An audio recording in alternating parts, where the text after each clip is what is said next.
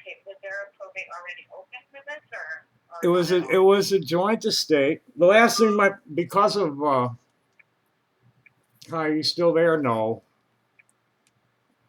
Shit.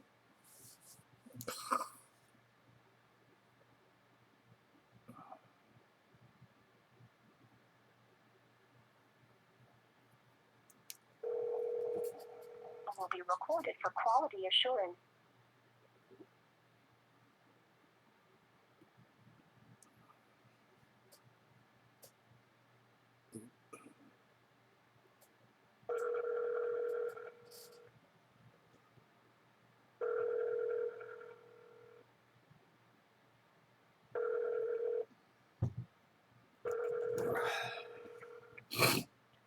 Governor Warren Law Firm, this is Rebecca. How can I help you? Hi, Rebecca. I don't know if you were the person I was talking to when the call got dropped. Um, I'm the middle child in a family estate where the father's died and the mother is being cared for by the youngest, her daughter, who I've been cut out of the whole family for 40 years, and my father had the wisdom to see to it that we were friends when he died, but the rest of the family seems to have not gotten the memo. And I totally cut out at the end of his life. My mother's still alive. It was a joint estate.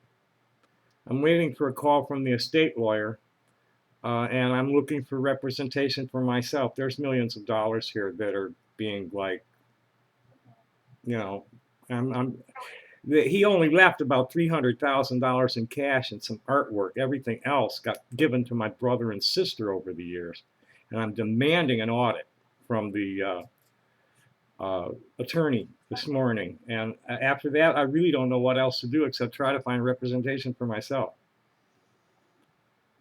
Okay. So I can certainly set you up with a time to discuss this with our consultant Renee, because he can give you the legal advice and kind of walk you through what that would look like as where I can. What was your name, sir? I'm not a sir, please. I just have a deep voice. I'm sorry. Thanks. I'm not really a ma'am either. I prefer to just be called Tommy. I'm an intersex person. That's like the root of the complaint is medical malpractice.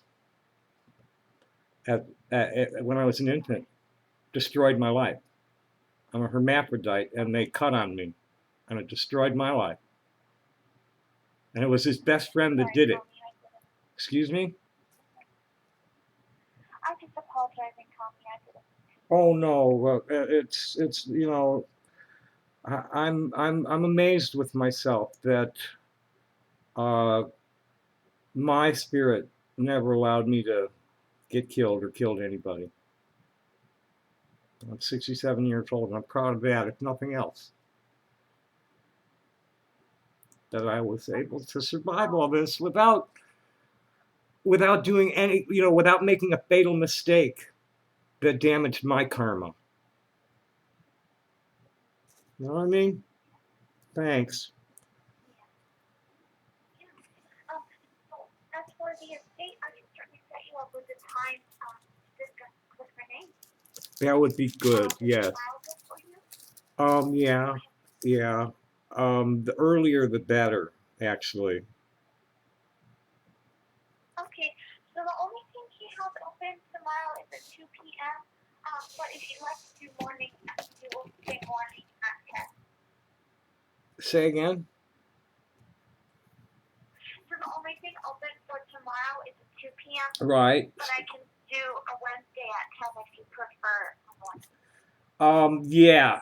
2 in the afternoon's a bad time in the summer in Tucson. You know what I mean? Yeah. Yeah, Wednesday at 10 a.m. yeah, that would be much better, thank you. Okay, and then what was your last name, Tommy? I spell my name Tommie, and The last name's Wasserberg, Wasserberg.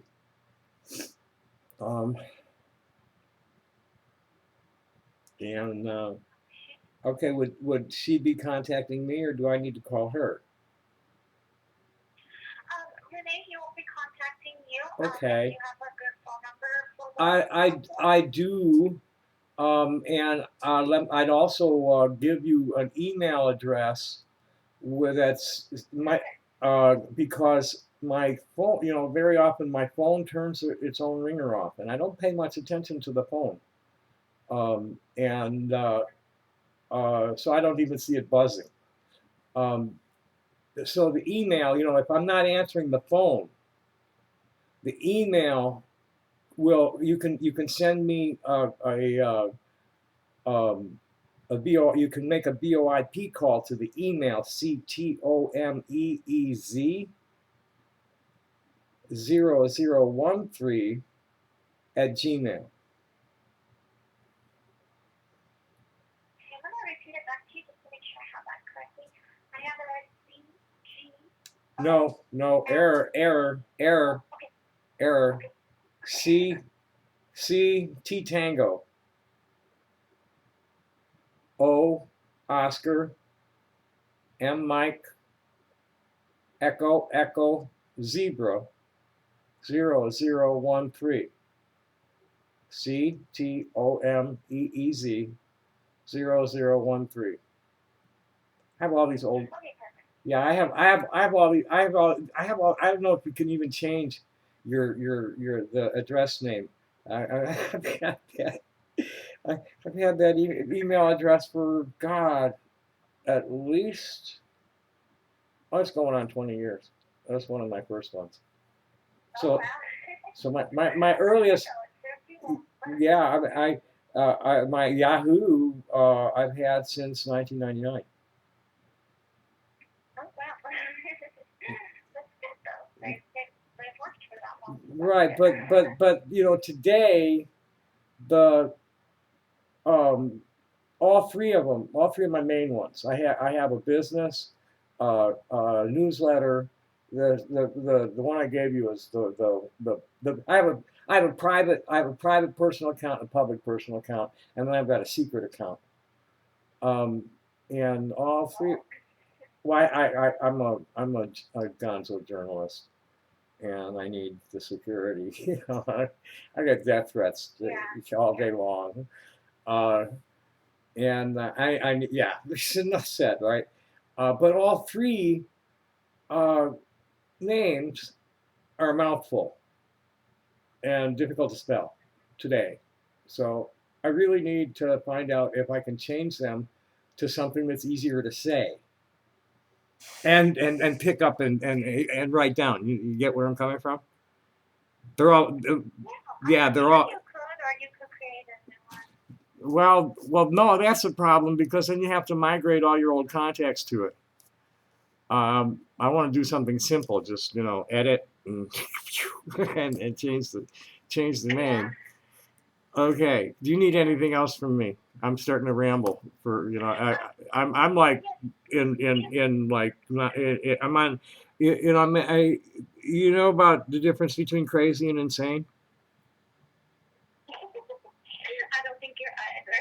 Well, no, I'm fucking totally nuts. I mean, that's what I do for a living. But you can hear me stuttering and stuff right now. I'm in that mode in my mind of trying to find the right words to send to my mouth that make sense, right? Yeah, well, that's not a foul on the law. Well, no, you've been handling it well, sister. Thank you so much. I'll look forward to her call. What was her name again? Your counselor? His name is Renee. Oh, it's his name. I do want to let you know. Yes, I do want to let you know that I take notes on everything we said. The consult is actually going to be $100, but he applies it towards what it costs to hire. So you don't pay extra. Oh, well, that went by real fast. You threw a switch when you said the consult costs $100. I was answering a free ad. That's called bait and Oh, switch. you have a free app? Yeah, they're. No, I searched in here. I'll read to you what I saw. It said free consultation. Tucson Probate, PenningtonProbate.com. Tucson Probate Attorney. Oh no, here's the one. In here. Oh, okay. It didn't say. You weren't okay. Hours and services may vary. Yeah, if there's a fee up front, I'm not interested. I can't afford it. Okay, sir. Well, if you ever do need anything else, you're welcome to call, and I wish you the best of luck. I'm sorry I called you that again. Well, thank you for catching that. I appreciate it. Yeah, Yeah. you have a great day. Happy Pride Day, Pride Month, sister. Bye. Well, yep, you have a good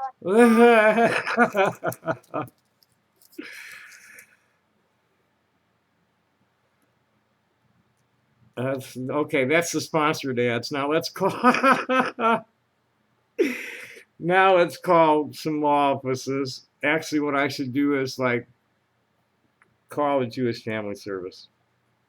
That's what I should do.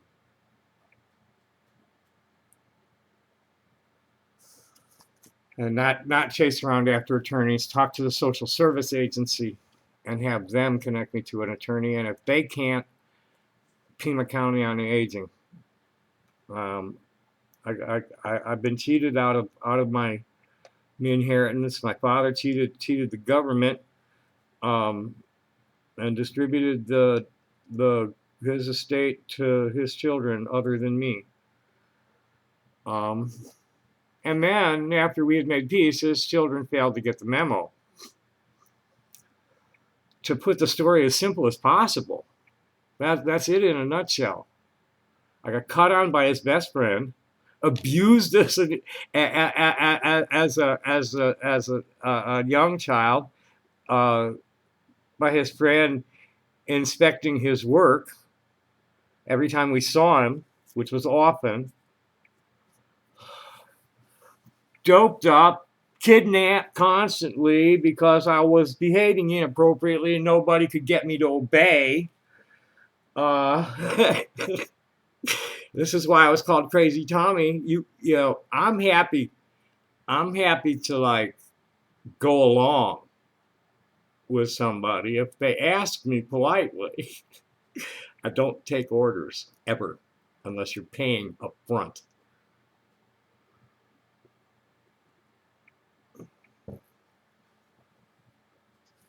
I think I'm somebody's textbook case for ODD, opposition defiance disorder. You know, and I got to always like fall back on the opinions of Aldous Huxley and R.D. Laing for on you know what is normal and what is not normal.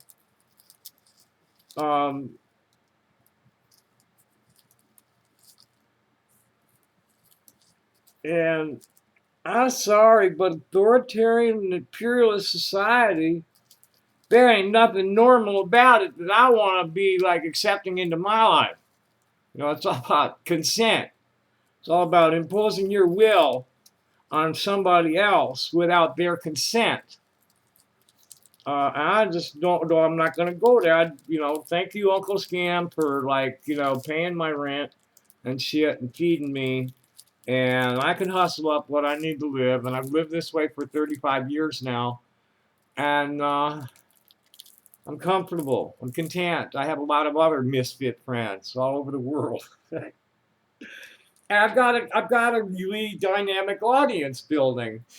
There are Kiwi farmers that are starting to see like, well, hey, wait a minute, Tommy isn't a retard, and Tommy isn't a pedophile, and Tommy doesn't fuck dogs.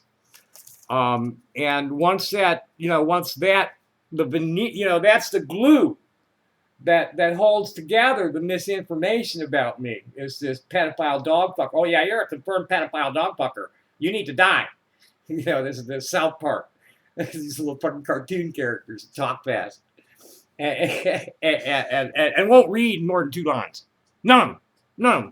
TLDR.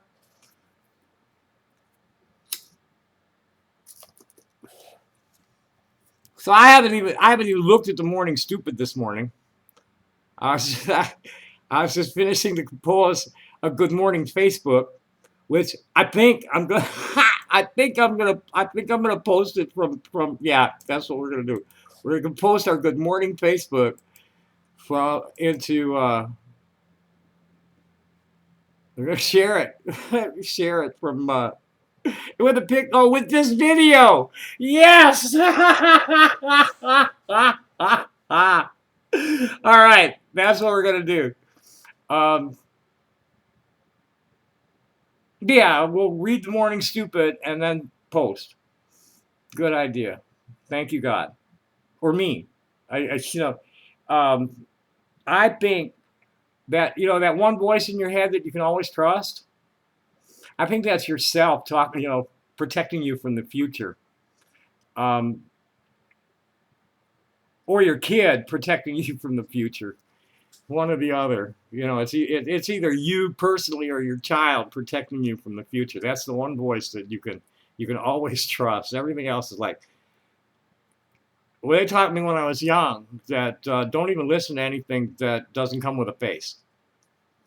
If it's not a voice and a face, banish it.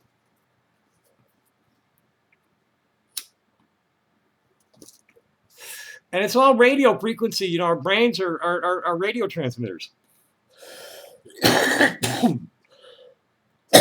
operating operating this this flesh thing. That's all it's going. There's something is sending us radio signals and we're acting on them. And then our muscles and bones and tendons and shit respond. They're saying your brain's sending instructions electronically down out through your nervous system. We're just like these little living batteries. This is what we are. We don't really need much besides food and water, not besides water and sunshine. We're just like plants, water, sunshine, minerals, and we can make whatever else we need. Yeah. Anyway, let me get back to this. We're gonna do this we're gonna do this from Substack and send it only to paid subscriptions. Now I'm comping my friends. My friends all get any of my friends signed up. Depending on how good a friend you are, you're going to get comped for a month, a year, or lifetime. If I've known you 10 years or more, it's a lifetime subscription. Or if you're blood related to me, it's a lifetime subscription. And if you're a good, internet, I see internet friendship at several levels. One is your family and actual social circle on the ground. Your business and your social relations. Next to that is peers who interact with you regularly. People like Rune Lombardo, for instance, in Denmark, or Rob Halford in Australia. I've known those guys for a long time, and I interact with them regularly. They're going to get a year subscription. Maybe, I don't know. We'll see. They'll probably end up with lifetime comps. People like that Margaret Jones, she got a lifetime comp coming. I think I saw Ella Ramsey signed up. She's getting a lifetime comp coming because she popped me money when I was really hurting bad without me asking for it. I was just like, I wasn't even begging. I was just like talking about the shit that was going on, and she showed up and offered me money. Jenny Kastner gets a lifetime free subscription. So anyway, we're going to make a new post from here. New episode? I'm not sure how that works.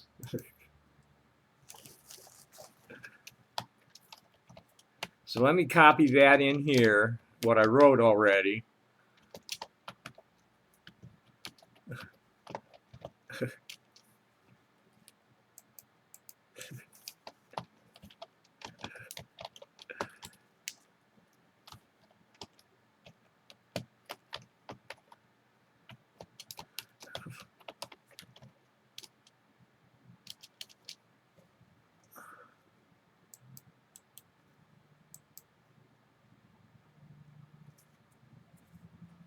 Okay. So we'll trash that and let's look at the notifications. Comment. Oh, I didn't want to do that. Fuck, fuck, fuck. Comment, comment, like, comment, like. Wow. Oh, but yeah, that's something I have to do this morning. Uh,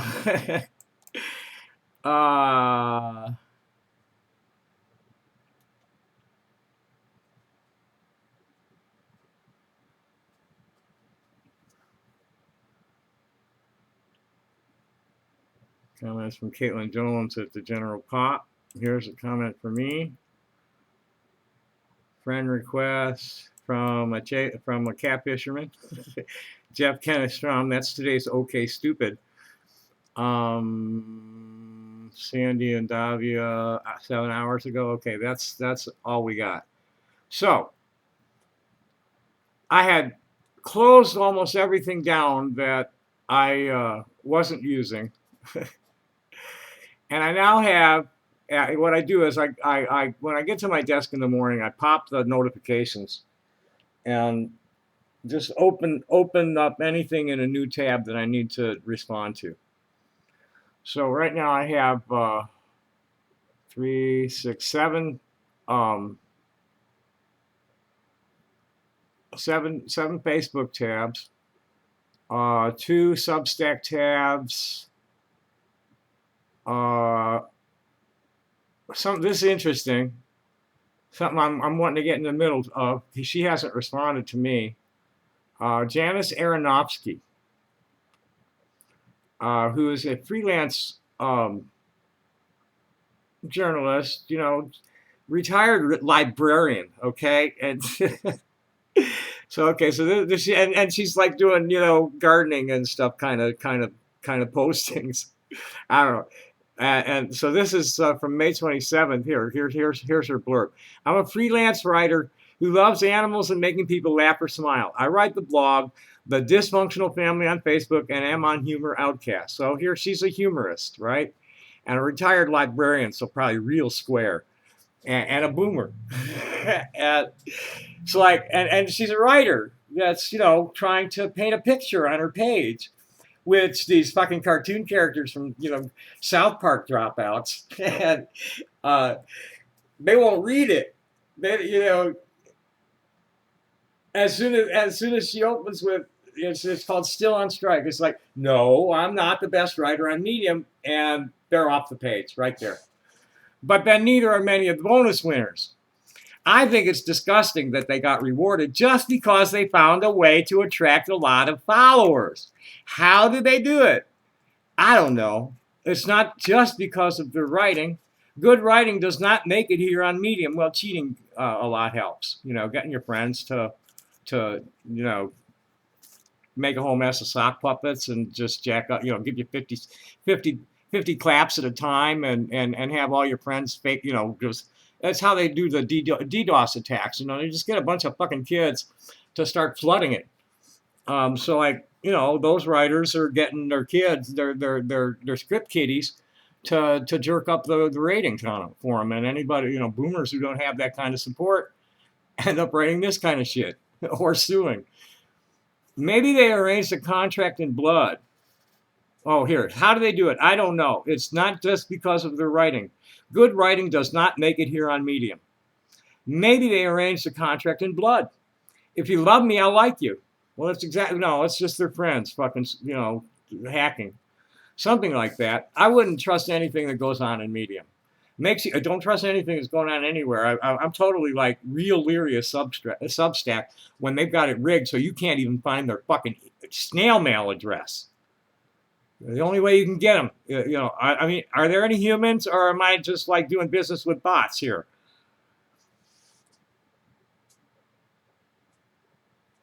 Makes you wonder. I gave up a whole year of my life to this experiment in wastefulness. Well, I'm 22 years into it, sweetheart, and I achieved my goal. I wasted the entire year, even though I got many compliments from friends and strangers alike. Well, I've made a lot of new friends from the compliments.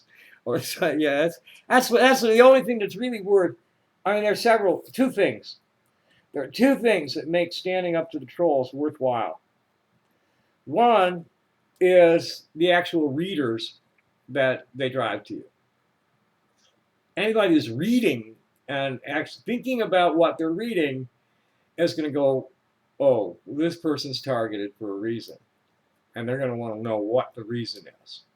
And I've got almost 1,000 friends and followers on this account, on the Tommy Jane account now. Like 400 subscribers. However, how many of them are like sincere, and I don't know, because what happens is like for every 2 people talking, there's usually at least 100 people watching it and not saying anything.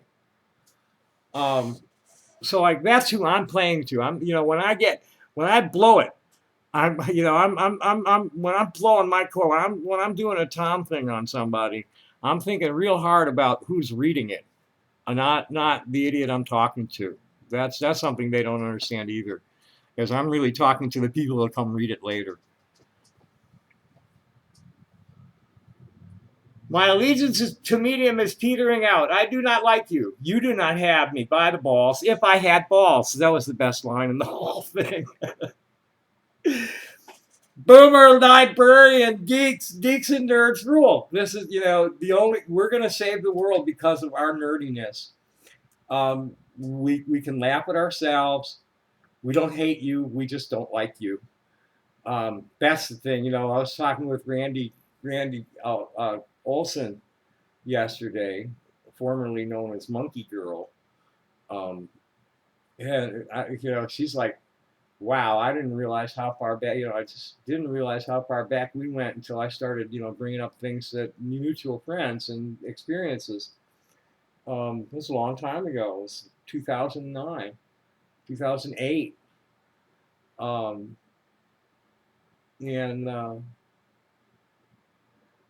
So like that's one of, you know, that I you know, I get, you know, when I truth bomb somebody and really totally like emasculate them, that's where I get my following from, is people watching it happen. I had somebody the other day see me on, I think it was D Robinson's wall, and hit me up in private.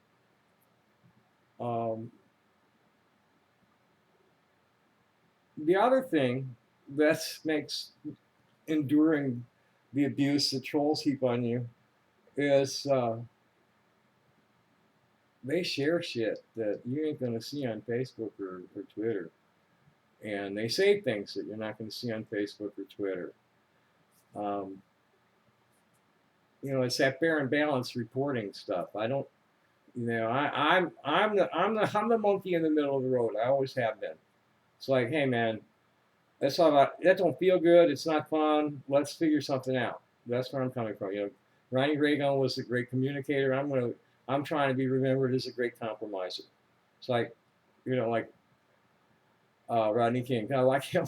We all just get along. That's why we can't. It's like, you all got to learn to leave each other alone. If you don't fucking like it, just get out of the room. Just leave the room. You don't have to announce it either. Just leave the fucking room. You don't like what's going on? Leave the fucking room. Don't try to block consensus. Fuck that shit. Fucking, how many Occupy queers does it take to change the light bulb? Well, if any more than one even says it needs to be done, they'll sit in the dark for 10 hours trying to discuss it. So anyway, my allegiance here. Let me see if I can read it in a properly angry librarian voice.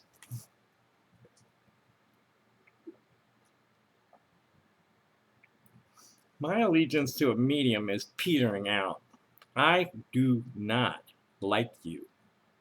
You do not have me by the balls if I had balls.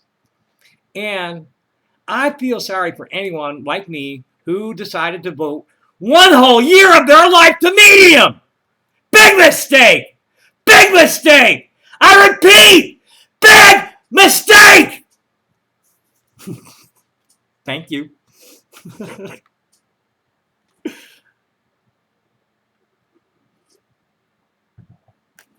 See, that's that. When you type in caps, it's like the volume markings on a music score. There's crescendo and decrescendo. There's pauses and stuff. You don't just read the words. Maybe they arrange the contract in blood. If you love me, I'll like you. Something like that. like they do on South Park. I can't even follow that shit. There was one guy. There was a trans man who was really unloading a lot of excellent, in the UK, and he was really unloading a lot of like important information, but he was going so fast you couldn't follow him. I couldn't follow him. A lecturer speaks slowly and pauses a lot to let people's note-taking hand catch up. And the same with your brain. You need to, when you're speaking to someone, you have to watch their eyes. Make sure they're comprehending what you're saying. You can see that in their eyes. So anyway, moving right along. Back to the morning stupid. Let's start with Happy Hippie for You. Oh, that was just Amy thanking me. Oh, Steve Edelman is live. Let's tune into him. Slim, let's see if he's playing. For Tunes and Talk. Good morning, Slim.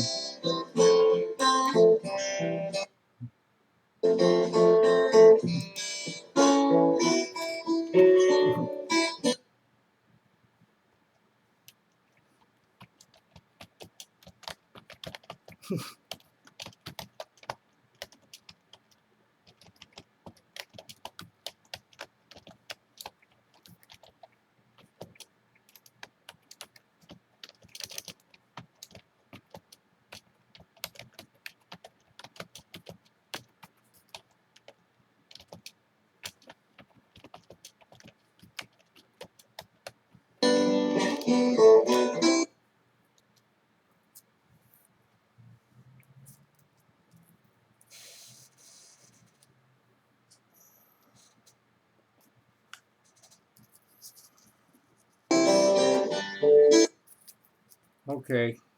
It's one of those days when I'm like rolling a new cigarette before I finish the, I'm like, because I'm still, I got anxiety over the lawyer call I'm waiting on. Thing is, there's water here. There's Glad Boomer stuff in the morning. I can get this kind of stuff all day long because of the time zones. I have, I'm part of the indie music and arts community. Coming through Greenwich Village. They figured something about New York or a season.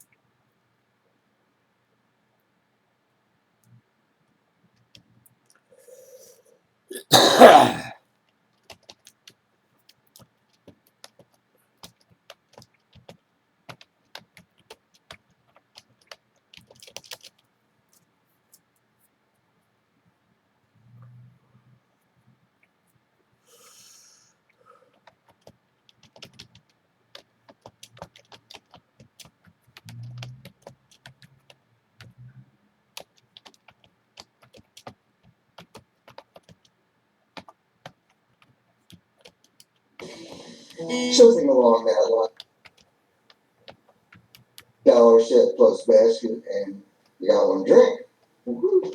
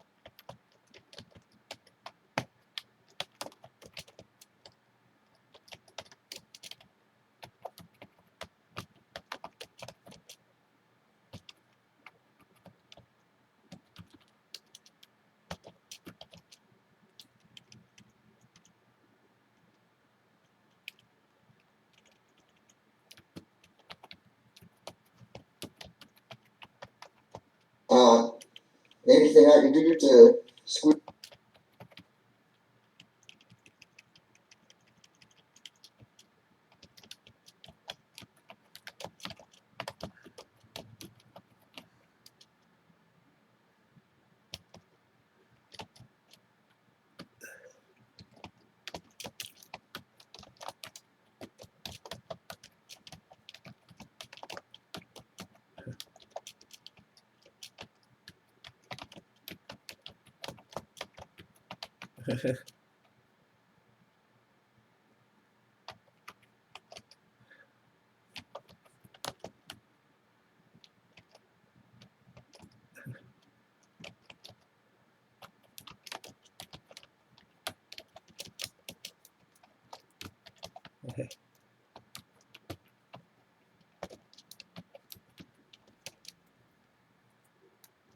Yeah, that's just not going to work. So that's what I was just typing to him. It's like, my camera was running with my own Good Morning Facebook video when I tuned in. My computer can't handle both, and the USB is overriding the wireless. So your already sketchy connection is pure crap here. I'll have to listen to this later. Sounds like you're on a roll with ancient history brain dumps. Happy day, Ross. Steve Edelman, also known as Slim, and he's old school. I think I think he's almost 10 years older than me. I think he's like 75. Um, and he's been married over 50 years to Kathleen. And they're like the cutest hippie couple. And, they're like, hippie grandma and grandpa. Their daughter's a nurse that's been working on ICU, COVID ICU for all year. And I forget if they have other. I think they got one other. I forget. Aaron though is here in town. And it's just a lovely family and lovely people. And Slim's a stringed instrument player. He shows up with a couple of guitars and mandolin, and does his thing with the other. It's folk rock that he does, and he's a good friend of Randy Clemens, and sat in there with him a lot. He's got his own little thing. I forget the name of it. Forget it was Los Amigos or Los Gringos or something like that. And they play at, gosh, I forget the name of the place they play. Highfalutin. But they haven't been able to do it since the lockdown. So he's starting to get out and around. He's doing, everybody's been doing podcasts. And yeah. Okay, let's just close this because it's a drain on my computer's resources.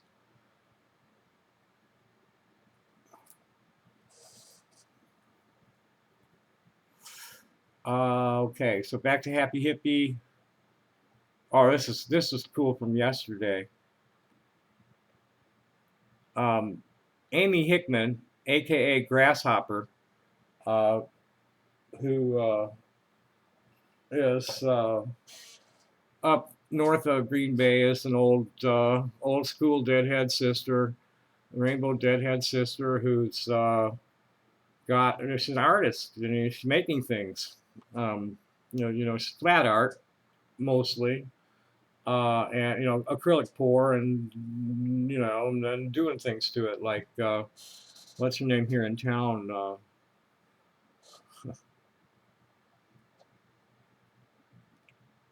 Better just let that go, because she and her husband are sitting in a crowd of people that don't like me, and her name wasn't coming up real well.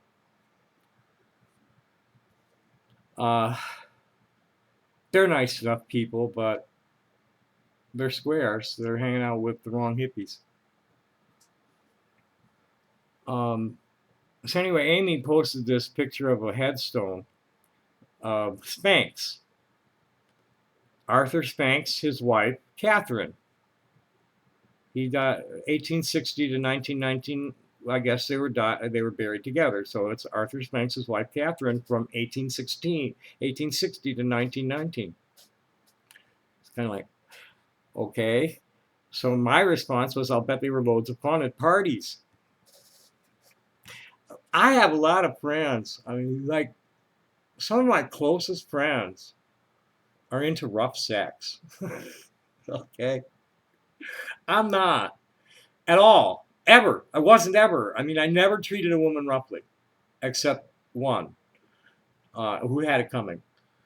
I didn't hurt her. And I just never did. I treated a woman the way I wanted to be treated as a woman, and that's what I want in for a partner. Yeah, I'll take a roll in the hay with anybody nice and clean and interesting, for a day or so, without no strings kind of shit. But for a mate, I need somebody with a vagina who's masculine, real masculine, real well built. Get me back in shape. Best shape I was ever in was when I was rolling in the hay like at least 3 times a day with a nurse who was a jogger. So we both had a lot of endurance back then. I was blowing a horn and not smoking very much, and she was a jogger and didn't smoke at all. And so I mean, it's like, people, kind of roll out of bed and stumble to the kitchen and be, just like real grouchy and snarling and everything, and the cat kicked the dog, stuff like that in the morning, and we just like whoever rolled, whoever woke up first woke the other one up by hugging, kissing them, and sucking on their naughty bits. So, and then when we get home from work, we greet each other with a hug and a kiss and a fuck. And then we go to sleep.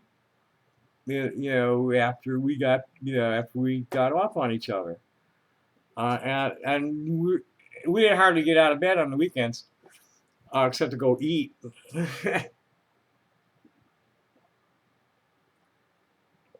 She come see me at work one time. I was in the back of the warehouse of ABC's Gallery 659. The fruit packing plant was on Lake Street, and the warehouse Brad ran. My friend, the oldest son, ran the warehouse over on Washington, and the staff, was basically the accounting. The accounting people were Filipino, and the packers were mostly black, and a few white people. There were a couple of German women that come in at Christmas time and did all the chocolates, and I'm trying to think if there were any Latin people there. It was mostly black and Filipino. The firemen would come in during they hardly did jack shit from about January 10th to Thanksgiving. Hardly did jack shit. There'd be a little bump. Maybe 20 to 50 packages a day, with a staff, you know, a skeleton staff of maybe about 30 people, and then they'd have to bring on some temps for all the holidays like Mother's Day and Easter and shit. And then from November 1st to January 15th, I don't even know what the max staffing is. I just know the whole place just goes nuts. You know, on Christmas week, it's 5,000 packages a day. So it gets pretty crazy in there. This is more a relaxed time of year, and I was in the back of the warehouse doing something or other, and one of the girls come from up front and said, "Your girlfriend's out in front." I said, "Oh, okay. What's she doing here?" So I don't know. She didn't say. She just asked for you. She didn't even say who she was. I just know she was your girlfriend because she was walking. I just figured she was your girlfriend because she was walking bow-legged.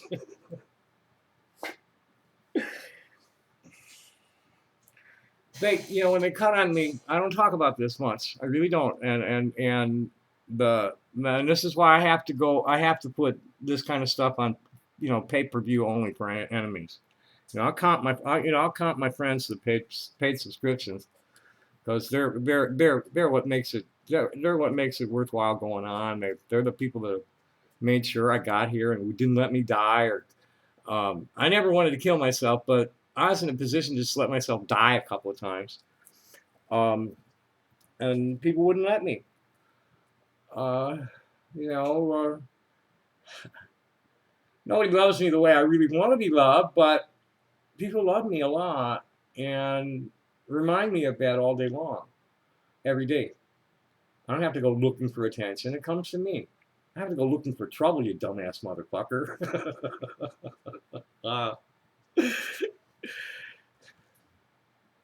You know, people see me, you know, see me, feel me, hear me, touch me, heal, you know, but just don't fuck me over, man. Just please stop fucking me over. I'm so sick and tired of being fucked over for fun. I'm getting fucked over for fun and profit by these people. It's just nuts.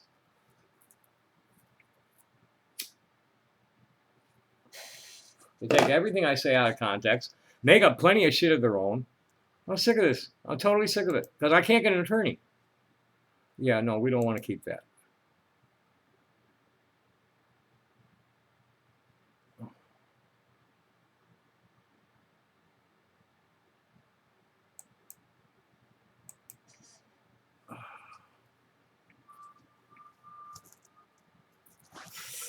That's Cheryl Blogs commenting on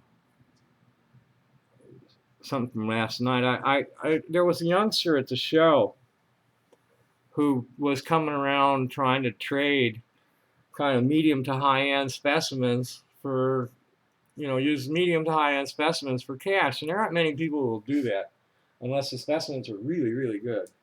And he didn't have anything that excited me, but he had a couple of Stargarn. He wanted an opal nodule that was just like, you know, one of those, like, you hold it up and it's got nothing in it but opal. There was no mud, nothing. It was just all opal and flaming. And I should never have sold that shit for what I sold it for because the guy I bought it from turned out not to be the one in control of it. I'm figuring, okay, I'll just buy from this shit, buy this shit, and then eventually they'll start fronting it to me. But this guy couldn't front anything, so I was selling it faster than he could replace it. And now I'm just left with some pebbles. You know, because he had to pay cash for it himself, so he couldn't pass it along to me on an invoice. And well, now I've got one of Papa John's people, the buys in Ethiopia. That's JP Rough Mining at Instagram. I got one of Papa John's people. He doesn't have any rough, but he's got some cabochons he's gonna give me on an open invoice. And next time he goes to Ethiopia, he's gonna scope out what I was selling from the other guy. This guy was selling it to me as low as 70 cents a gram.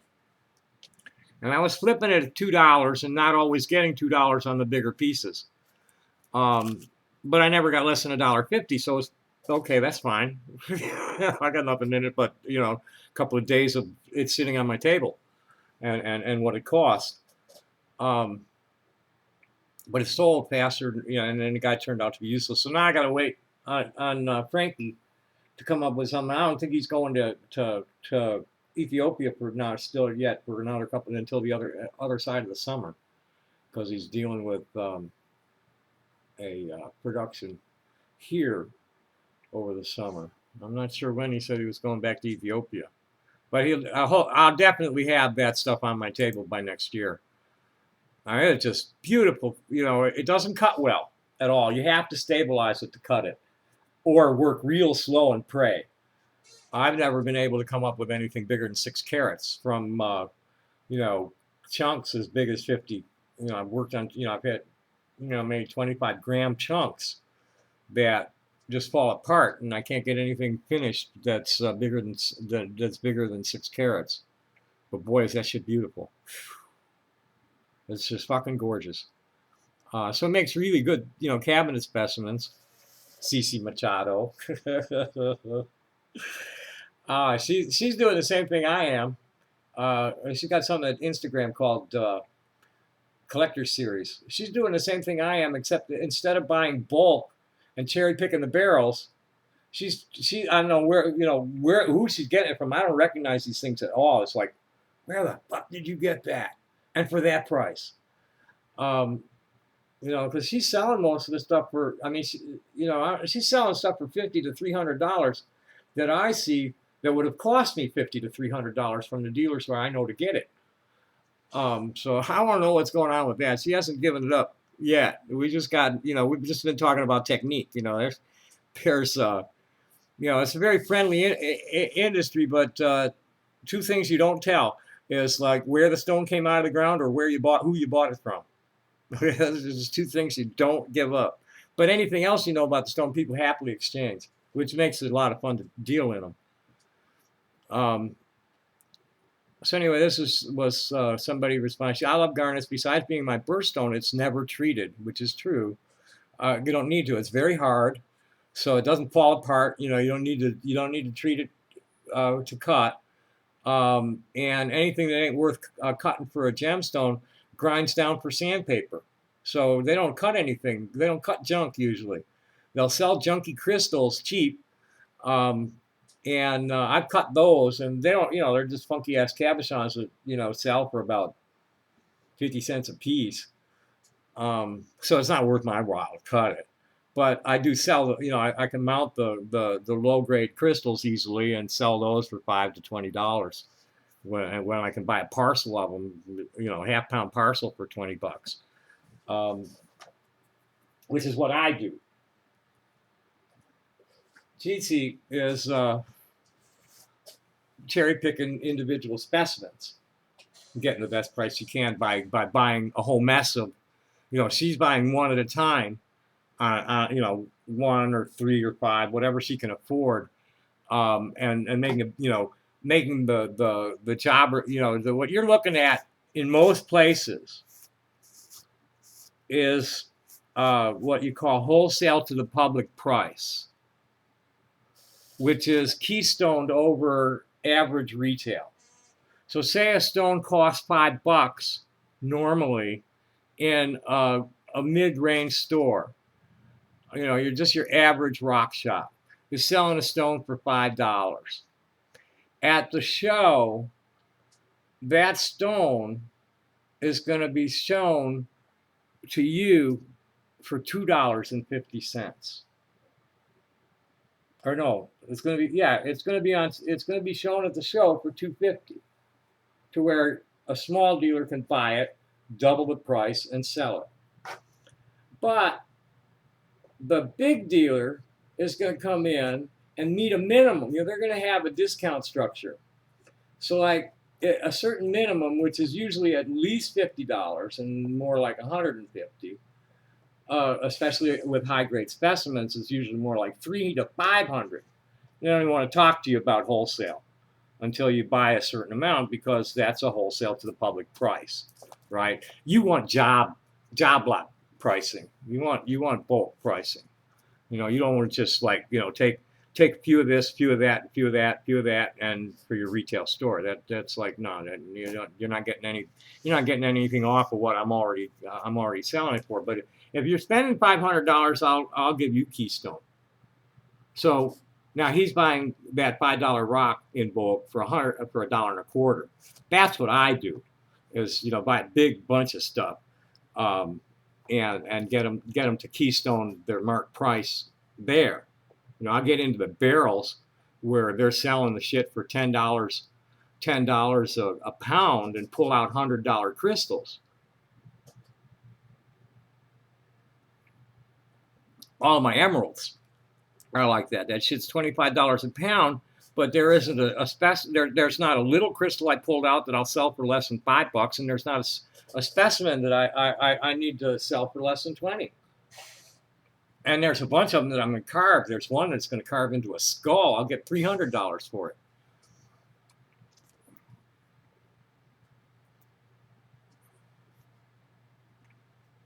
Okay, moving right along.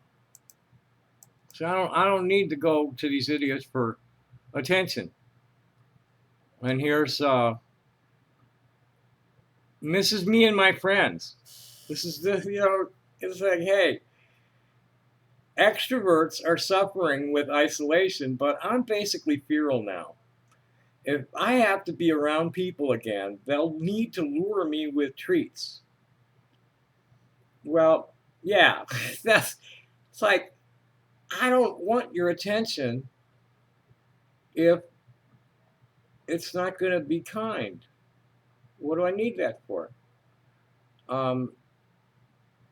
Except for, you know, show. Oh yeah, I'm ass blasted. This sounds like quite a few of my friends. I've been a feral beast for almost 40 years, and my closest friends are feral beasts too. Rose Coyote and Ariana Persephone Sykes for sure, as well as Debbie Butler, Sandra Dean Longo, Toby Tanner, and Aletha Johnson. It's gotten so crazy around Toby, she told me today that she finally decided to get a gun. I'm praying Aletha will get somebody to show up with enough of the right kind of treats to either get her closer to civilization or some wheels under her butt. Somebody stole her fucking car, the yellow VW. I mean, that's a family. How do you know, that's one of our steel critters. You know, that's like a fur baby she lost. And fucking cops, I don't know, I haven't talked to her lately.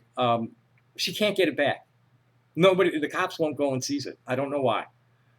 And then there's Joey Joe Cantalia, who's a trans man in Louisville, who said, I think I'm in the middle of those two extremes. And my response to him is, you're what I call an extroverted introvert.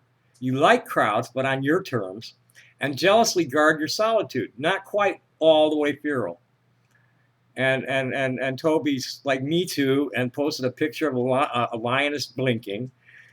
You know, you fucking pack runners. You know, these yuppies, these 20 fucking chumps, 25-year-old chumps who managed to stash $100,000 already, are trying to tell me how to live my life. Well, fucking ass clown, the person who dies with the most toys died when he set out to get them. Okay? You're still going to be dead. You're not taking them with you. And then, like what's happening now, your kids are going to fight over what you leave behind. The dissolution of my grandfather's estate broke my mother and aunt up for many, many years before they finally got to be friends again. And you know, it's sad because my parents and I had worked so hard to have a parent-child relationship, and my siblings just didn't get the memo. Oh well. Whole life. I wish I could find that sign. I think it was Nora Jones. Oh life, something like that. The refrain, real catchy lyric and nice melody. But it was on one of those compilation discs.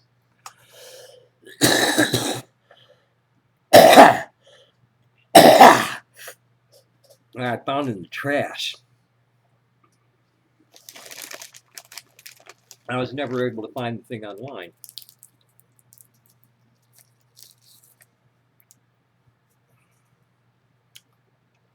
Okay, moving right along. Right.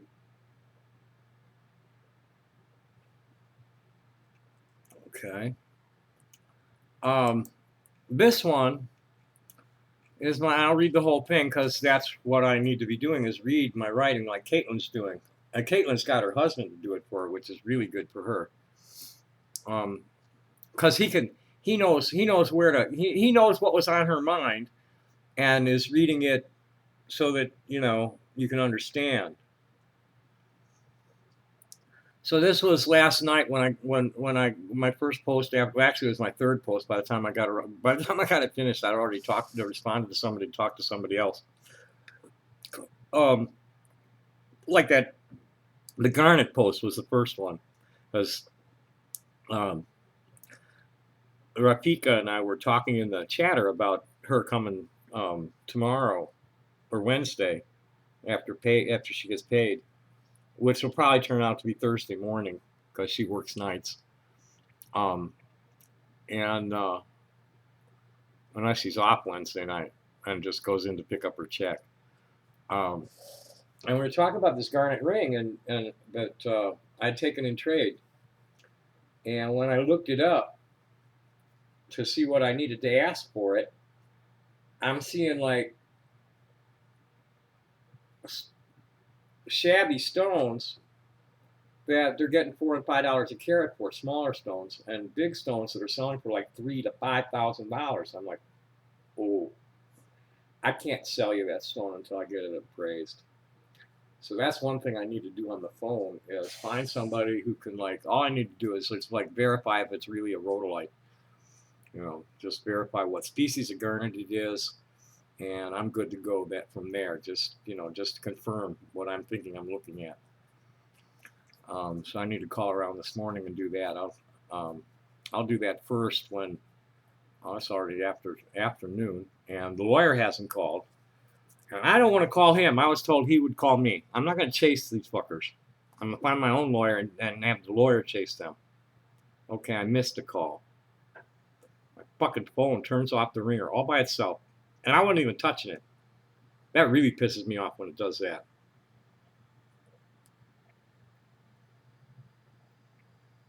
And this is probably a telemarketer.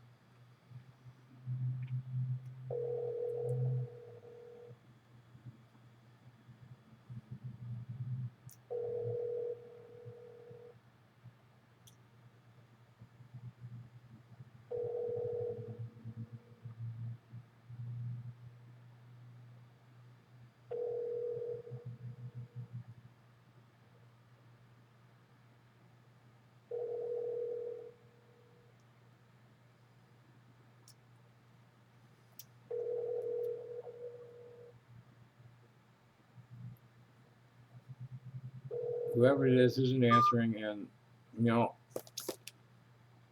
when we were kids, if you didn't pick up the phone by the fifth ring, we hung up. It wasn't going to, before answering machines. It was like 5 rings, they're not coming. So anyway, I'm back. Happy Pride Month, everybody. I have no good reason to go on living in this world except to entertain and educate people. I was put out to pasture when I got shot in 1987, and Uncle Scam's Special Sleeves Initiative paid my overhead ever since.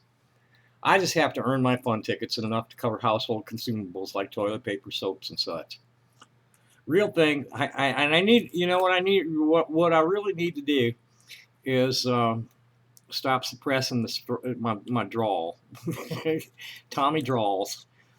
Real Things Artisans Co-op, Hippie Haven, is testament to what a UBI can mean to the underclasses. In the past 35 years, I have helped numerous young artists market their work or learn how to make things and swing them out to the civilized masses with straight jobs on the weekends, shaking down the wage slaves for their expendable income, guerrilla vending on the streets, and F-trooping the flea market, street fairs, and music festivals. There's a really kind subculture that's grown around it since I went down the Rainbow Road in 1989 that really had been evolving since the 60s. The gem and mineral shows, with the village craft vendors who come too, are selling the widest variety and coolest merchandise of any trade show. We had an amazing show in April, and I broke our sales record at both eBay and Marketplace in May with the stones I bought in April. I'm hoping June will see me get my shop and showroom squared away, ready to open to the public by July 4th. I'm going to have regular events here on Friday and Sunday evenings as a sort of unorthodox Jewish Oneg Shabbat and Havdalah potlucks over the Islamic, Jewish, and Christian Sabbaths from Thursday through Sunday nights, which is pretty much what my life has been. And, you know, as we work the weekends. You know, hippies talk about their hippie church, you know, when their concerts on Saturday and Sunday, that's their church. My body's my temple. My home is my church. I work from here. Come worship with me here, you know, sing and dance and enjoy life together. Share good food and good fellowship, and you know, life's not a competition. I'm sorry. I hope everybody makes it just the way they want to make it. But you know, the people that want to make it, so it's difficult for others. I wish you'd make it on another fucking planet already.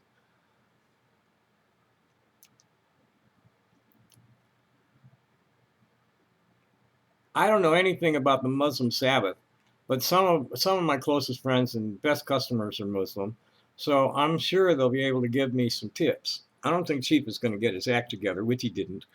So it's looking like I'm not going on the road with him in July. You find the nicest people buying and selling at these shows everywhere, especially at festivals supporting bastard causes like the hemp festivals. Many of us, like Sandra Jean Longo and Sandy also known as Sandy Scapegoat, are known as Region 16, the on the road in the Rainbow Guide info, traveling people who are the ones who actually make the Rainbow Family of Living Light gatherings happen, from seed camp to cleanup. Rainbow Family Region 19 is a memorial page for people on the other side of the Rainbow Bridge that I thought had gotten trashed once the account I created it with, but it just popped up tagging RFOLL. I need to update that a lot. If anybody has siblings they want on the community page, please send me the links to their personal memorial page.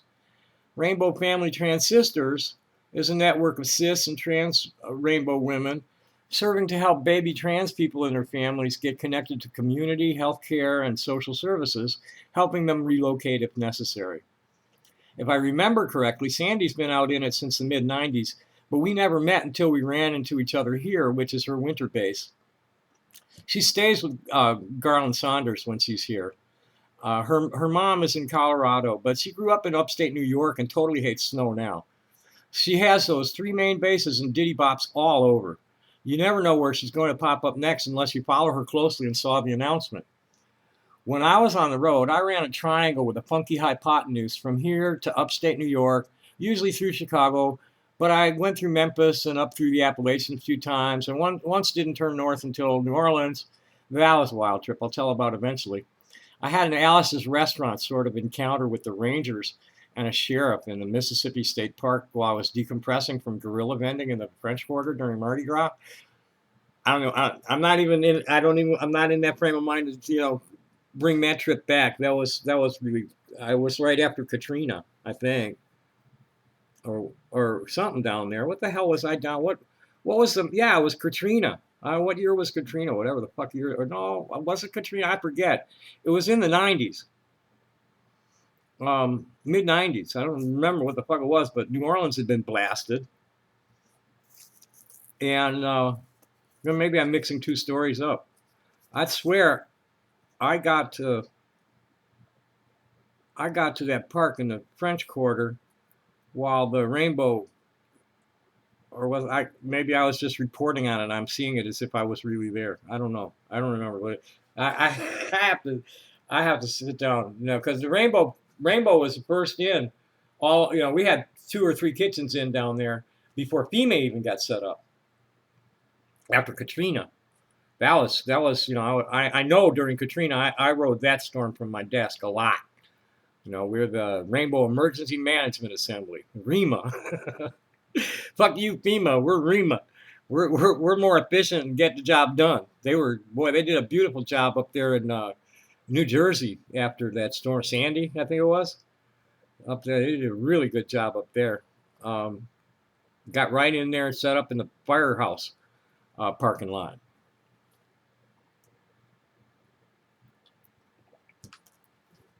So anyway, the other foot of the triangle was my grandmother's house in South Florida, in Broward County. She lived in Margate.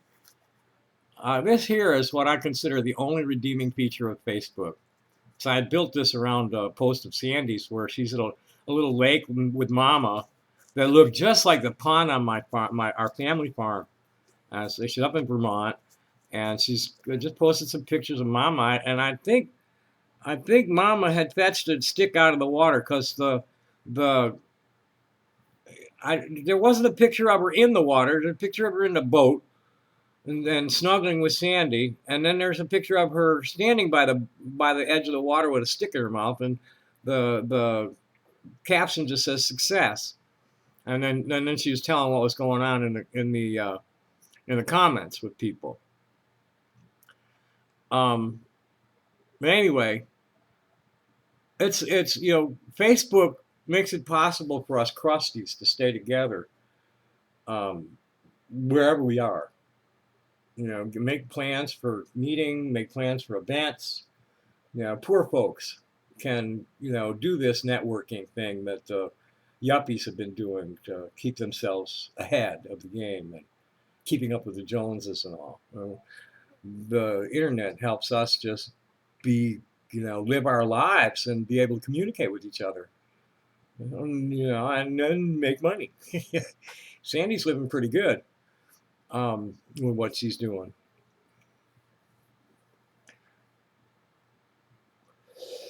But then, so what happens, the other good thing about that, for me, is my good friends like Sandy, especially D. Robinson. I mean, that guy can't post anything without triggering something in my head that wants to come out.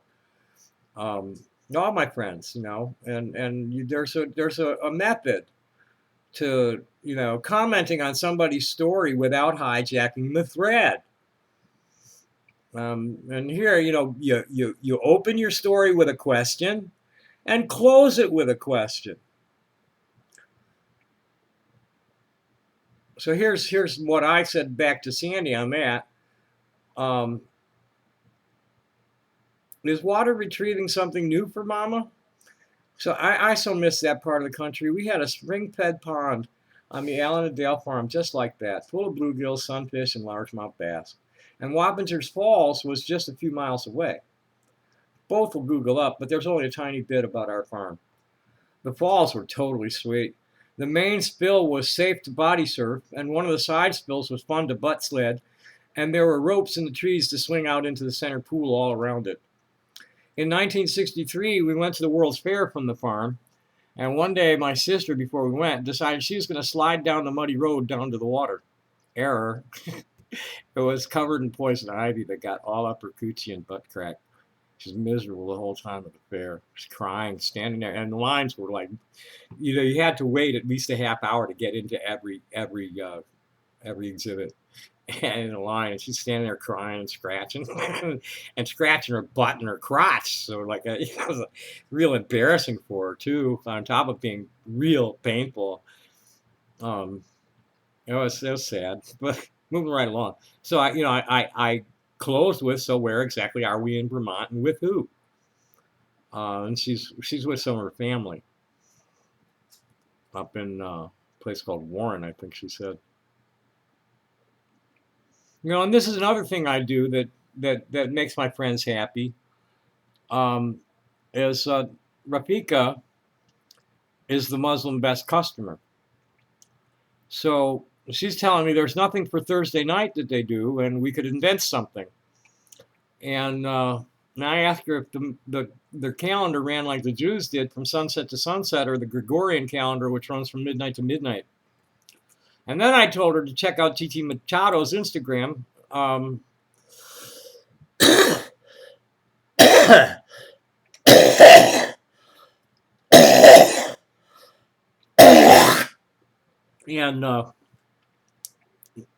shared the link to it. It's about, this is what Real Things is about. It's about mutualism. It's mutualistic symbiosis, synergistic symbiology. That, I'm marketing my friends in the hopes that they'll market me back. Whenever I share anything, I always say where it came from. To me, this is how social networking is supposed to work. I don't go out looking for trouble with idiots. I'm going out trying to attract attention to me and my friends. We're fun people. Take that shit and go away. Don't try to make us fight with you just because you like to fight. Hippies ain't like that. Namaste, motherfucker. Get out of my face before the dog eats you.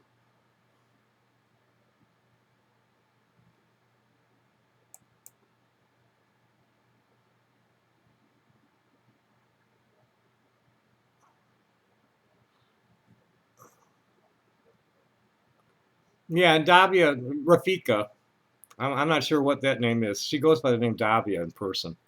June is Gay Pride Month. Put this as your status if you know or love someone who is gay. My wish is that people understand that being gay is not a disease and it is not a choice. We're fucking born this way.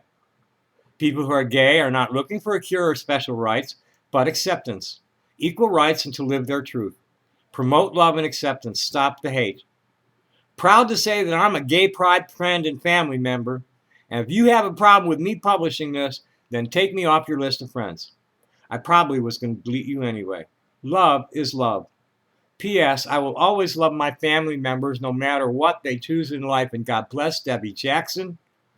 God bless Amber Briggle. God bless Robert Klingscales. God bless Vanessa Nichols, and all the rest of them who chose love over their church to nurture their transgender children. Moving right along from that.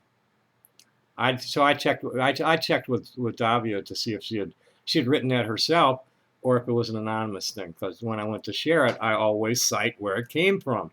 But I like to cite the author too if it's not the same person. Okay, back to Happy Hippie for you. It's a good week to have a good week. You bet. Why did I do that? Oh, she was responding to me, that's why. What's this? Oh, this is Jeffrey Kenneth Strom. Wants to be my friend. He studied at the Wharton School of Business. I wonder if he was in Il Duce's class. Studied at the University of Pennsylvania. Imagine if they found a cure for cancer. Do you think they would offer it for free or give you goodies to take it? Think about that. This guy might be legitimate. Yep, looks like you're legitimate. But I'm not going to accept it. I don't know. I'm just going to take a chance on it. Yeah, this guy looks like a legit progressive academic.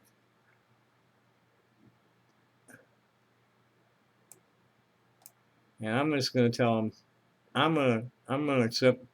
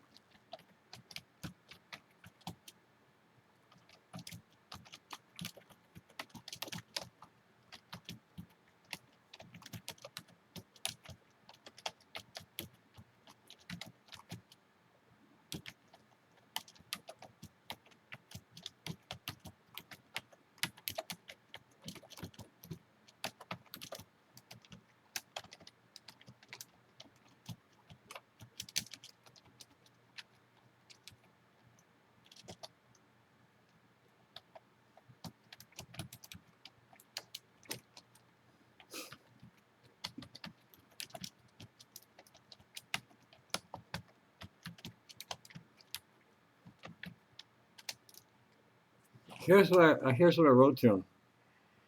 Thanks for your interest, Jeff. You appear to be a legitimate green businessman. Would it be too brazen if I asked you to demonstrate that you really are a legitimate businessman by asking you to sign up for a paid subscription to Tommy Tudor Tales?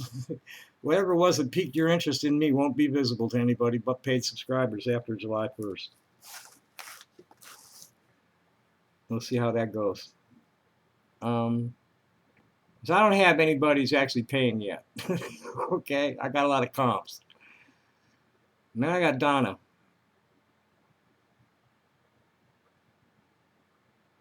I really need to deal with Donna. Donna Nassor is one of my older Free Palestine friends who I've written. You know, I cite her often, but this past year she's started to get like angry at people who are not in lockstep with the BLM bullshit.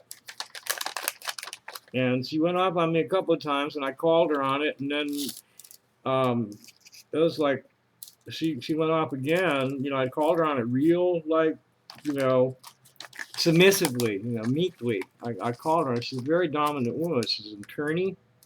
She's a retired attorney and, you know, teacher. Ran her father's business, a warehouse, electrical parts warehouse. And she's like Lebanese. I think they're Lebanese, Syrian. And they're been in America. You know, I think she was born here. She's a child of immigrants, successful child of immigrants, and she's like, I mean, she's visited Syria and met with a lot of the leadership. I don't remember if they had a meeting with Assad, but they were rubbing elbows with the people in charge. And when she went off on me, and I told her to block me, and I blocked her, so I forget. I didn't block her. I unfriended her for sure. I'm probably blocked her on my other account because I can't have that kind of energy. You know, I have a hard enough time keeping Tom at bay and muzzled. And I really need to get away from my desk and scrub this place down because it's impossible to keep flies out in the summertime in Tucson because they're just, you know, their gestation period is like an hour. Okay, and I've got 11 cats next door. So I'm always going to have a fly or two, but I have not been scrubbing my kitchen well enough, and I've lost the top to my garbage can. So like there's too much organic shit in the garbage can, and the countertops aren't well enough scrubbed, so there's fly food on that. So I'm having a little more problem than just one or two right now, but not really that bad. I mean, I don't see any in my immediate vicinity. There's one little that looked more like a gnat that went by. There's one flying around my tools looking for a place to land. But I need to get at that. And you need. I probably should go out and get some ply paper to hang all over the kitchen so they don't get away from there. Anyway, moving right along. We close that. Roger Dodger. I don't know who the fuck that is. There's somebody in town, and he's a crusty. We need to talk.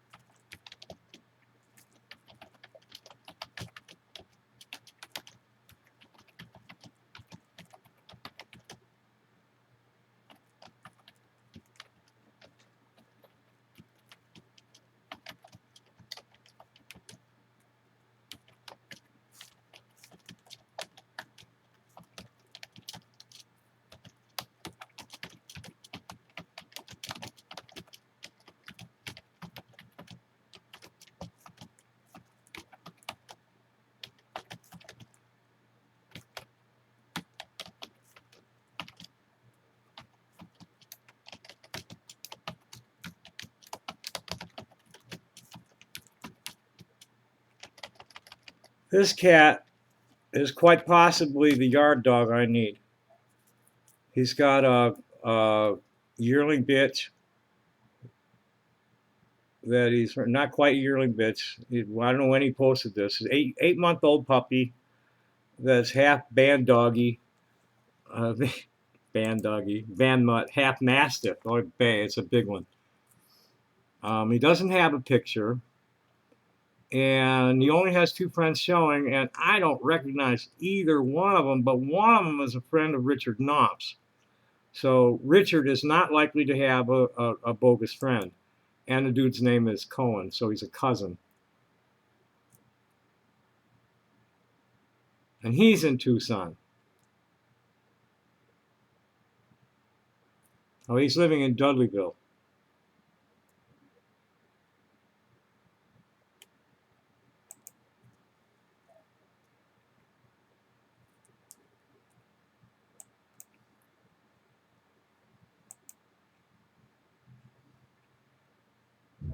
I'm not sure where Dudleyville is. I save that for later when the camera's not running. Because this guy's a cousin. He's a Cohen. And he's got a pretty beard that he keeps in a point. You know, he's real. Well, the guy who's his friend is just one of the Rainbow Elders, the real Rainbow Warrior Elders. And I'm seeing some real bright faces. Nobody I know. Here's somebody with some mutual friends. Let's see who he knows. Oh yeah, well, this one's friends with Esther and Aaron Provenza. Esther Bustamante and Aaron Provenza. So, you know, they're like, you know, native aristocracy, both of them. And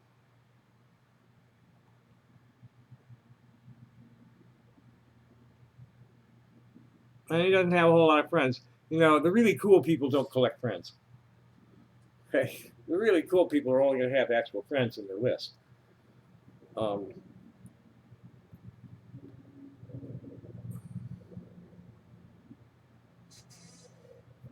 wow.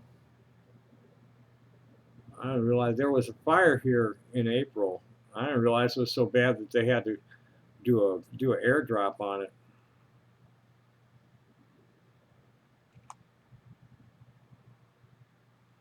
So if I remember correctly, Dudleyville's to the northwest of here was where that fire was. And I think, well, no, it could have been to the southwest too. There was a fire out there too.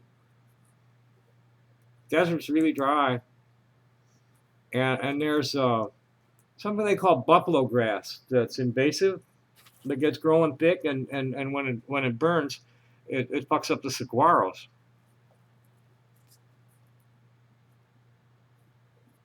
God, that fire up oh God, that was just, it was in these pocket canyons that there's no way to get into them except by uh, air, you know, and they weren't gonna parachute firefighters in there, and they just couldn't get anywhere near it. They had to let it just burn itself down.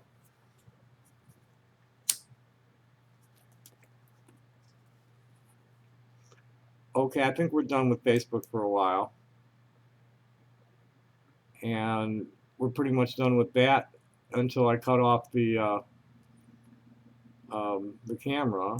Still on strike, we can close. Substack, what is this? Oh, I'm looking at Caitlin's page looking for something.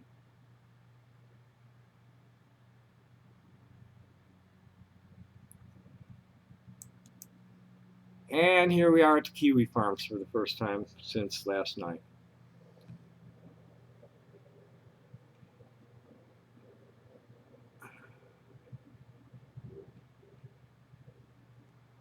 Let's refresh the page and see what's happened since then. See, they think I'm online. They think I'm online when I just leave the browser open.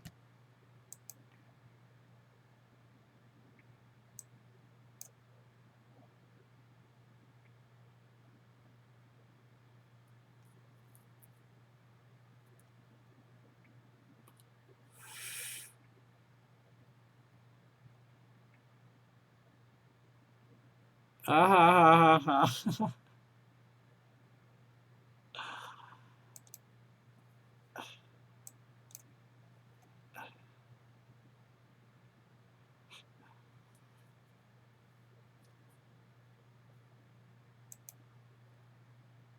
Oh no, that's not there. I don't think I have it here. Do I? I really hate myself sometimes. It's the way I've got things scattered with the picture. I'm generating. Oh, I mean, I might go out and shoot a show and come up with 300 pictures. I need to like organize. Okay, what are we looking for? That. Well, if it's there, it won't be there. If I have it, I would have downloaded it to here. No.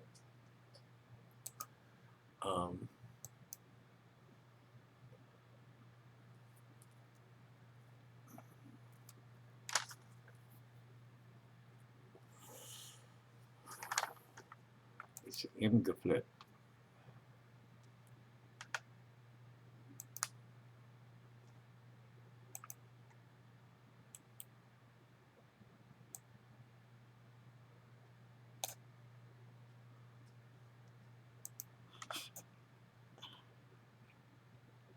Here's what he wrote.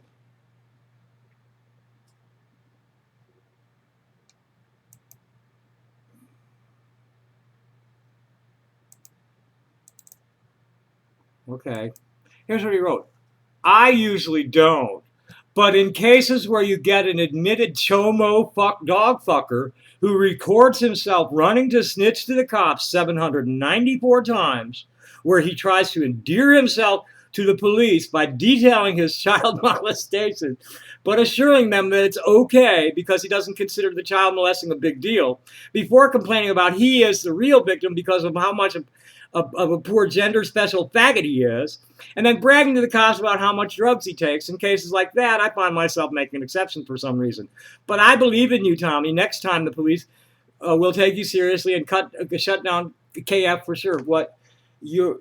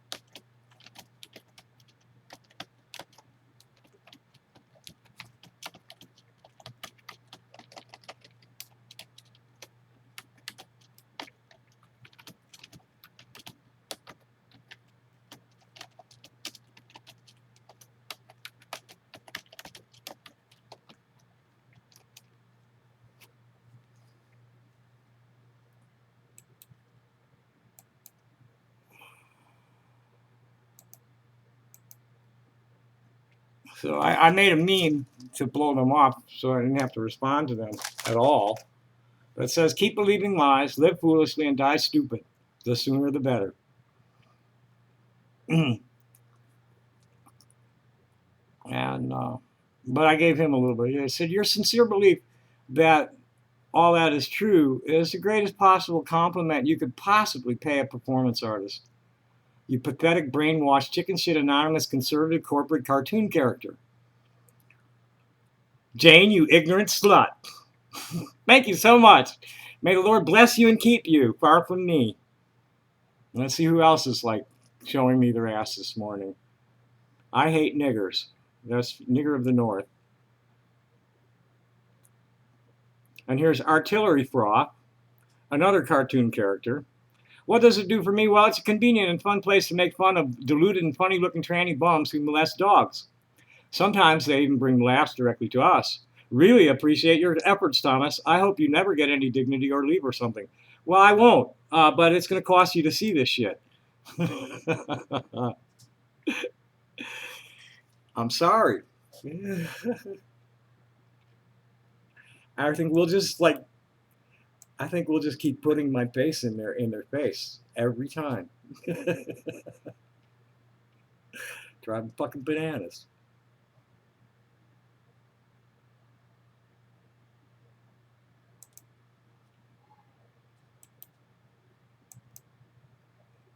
This is good.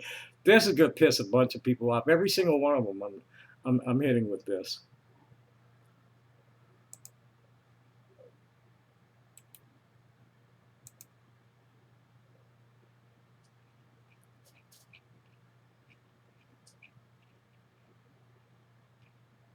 I'm gonna start making money off of this.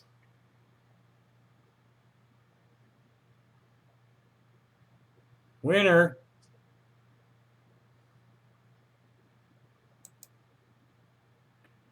This is Jazz Never Died. I'm gonna follow this brother. I might extend a friend request. This site is one of the last sites where you can say whatever you feel on the internet until you get banned for pissing off the hypocrites who take this site too seriously. But you know I love this site because it's fun.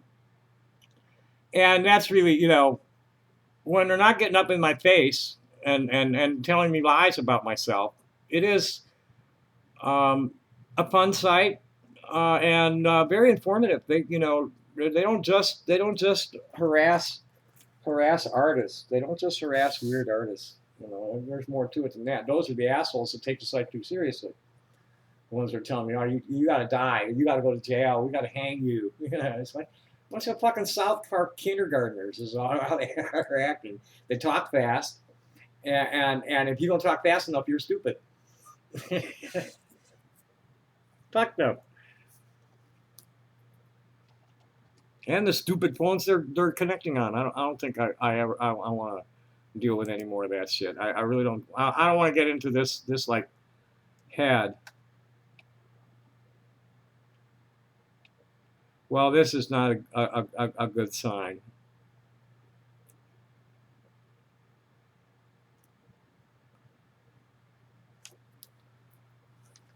I come to say something to him, and the booba expert is saying Friday, Jazz, the music won't die, but however, Jazz Jennings will probably die in a few years. And then this Jazz Never Died dude put up a picture of someone boo-hooing from Dawson's Creek. And then the handsome Tard comes along, by suicide no less. Media, an obvious hate crime by a man that's of course a transphobic white supremacist. Police continue this investigation. Well, actually, the murders are being done mostly by transphobic black men, and mostly to transgender women they knew. Unfortunately, like the majority of them were, you know, sex workers, and it was their pimps or their johns that killed them. So they can't really charge anybody with a sex crime for that, with a hate crime. When drugs and alcohol or drugs and prostitution are, there's just, you know, they're going to have a hard time enough getting a conviction on the murder or something like that, but trying to, you know, enhance it and prove the hate crime, the burden of proof's too much.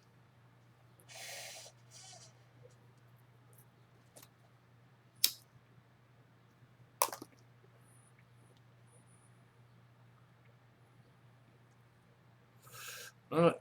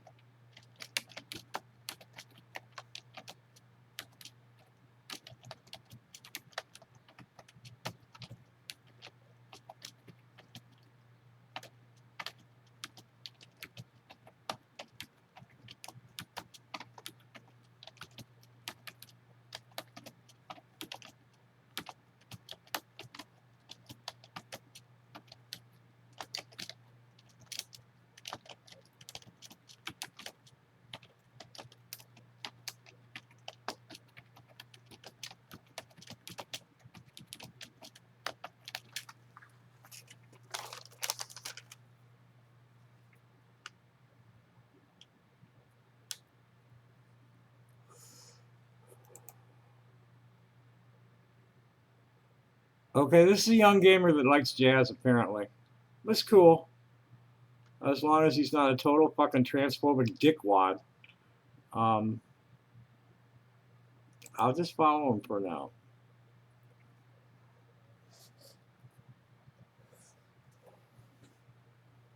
You know, if you don't use the right slang, they just ridicule you for the slang. You know, yeah. Well, here's somebody screaming, "You lost, Joshua Moon! You failed, Joshua Moon! You're dumb, Joshua Moon! You're the dumbest litigant ever, Joshua Moon! You're a failure, Joshua Moon! You're a chicken shit fucking Nazi punk, Joshua Moon, is what you are. You're just a fucking fat, fetishistic fucktard. You know, I'm fat, but I'm not a fetishistic fucktard. You're a fat, fetishistic fucktard. Say that even once slowly, motherfucker. Fat, fetishistic fucktard. You guys want to call me a pedophile dog fucker? I'll call you a fat, fetishistic fuck. Woo. That's a tough one. Fat, fetishistic fucktard, especially with no teeth. hitting them F's without any teeth. These people think I'm serious. I am, sort of. You know, I'm serious about we're going to have fun, or if you think this is fun, I'm going to make it unfun for you. Okay, enough of them. Let's move on along. Let's see what's up with YouTube. I was going to upload a video. What the fuck was I uploading? What was last? Okay, I got that. And yeah, okay, I was ready to upload this video when I finished it. I thought I was going to finish it quicker, but then I decided to do this. Podcast. So this is a pod. Okay, nothing happening there. Now time for the beasts. Another message board. I have something waiting to upload to Nomad, and from yesterday. Good. So it's been 18 hours since he said that. So we'll just pop this right to him. Nomad. This is Lone Wolf teaches Amberica about the AR-15 and practical measures for regulating them. which they instantly trashed. But Nomad had said something that was honest and not nasty to me. So we'll pick it up there. In the post I quoted here, I attempted to contribute to the conversation that was supposed to be the premise of this thread before Tom went off, like he always does, and turned this thread into another cesspool, just like he has everything else in his life. Well, that's what you think I've done. That's Tom. I'm Tommy. You guys had already started attacking me when I ignored you and just put you in the thing. And I responded to him, you know, you got me on that one, but the post was already a cesspool, and I wasn't even reading the post, just hitting the reply button. I apologize for that, and if you stop insulting me all the time and actually respond rationally, I won't do it anymore. In response to your statement, that is true, but the stats say that gun deaths associated with property crimes have been declining steadily for years, while suicides have become 60% of gun deaths, and crimes of passion have become the majority of the homicides. The biggest threat exists in the religious nationalist militias. What do you think is the solution for that? And his response is atheism. Rational people don't murder others in the name of their imaginary friends, which is true. But, and we'll get to that in my response.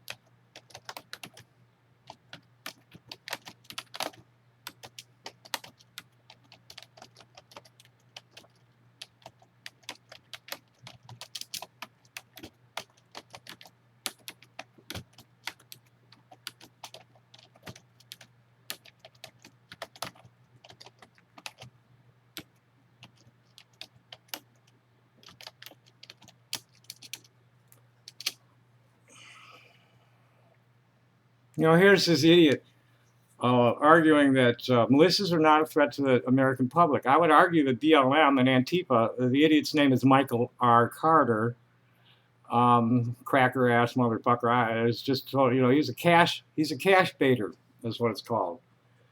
They get the Nigerian 419 letters and then turn around and bait the guys who are scammers and get them to give them money, do stupid things. Because I would argue that BLM and Antifa are the two biggest domestic threats to the American public. And I said, you can argue that all you like, conservatard, but without data, you're just another person with opinion. The data says you're a fool with an opinion. And now I'm going to go get the data and stick it in his face. This is what I do all day long to people like this. You know, it's like trash them, you know, with as few words as possible and get the proof.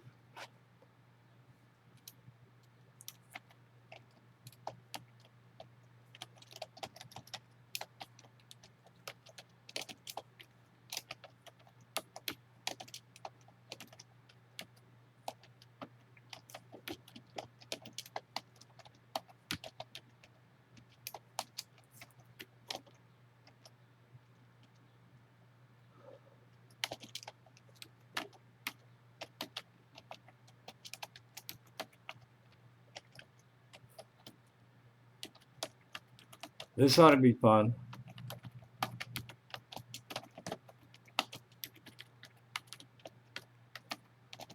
Here's the search string.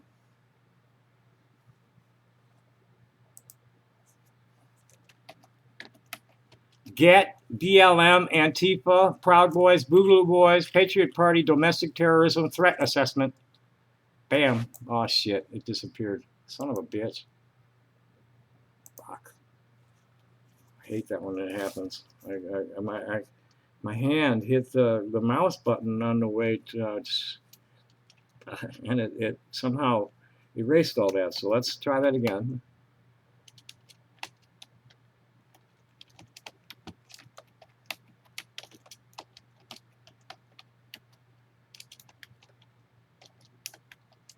And we'll put more of them in there. See if I can get a chart. I'll put all the known names in there. Let's see, we got Antifa, Proud Boys, Identity Europa, Black Bloc,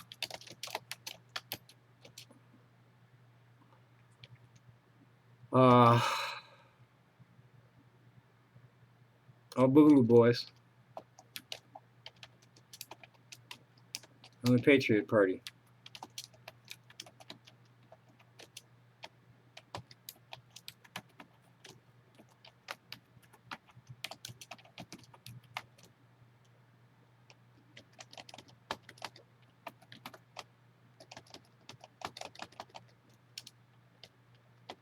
We're going to call it political violence and not domestic terrorism. Because, you know,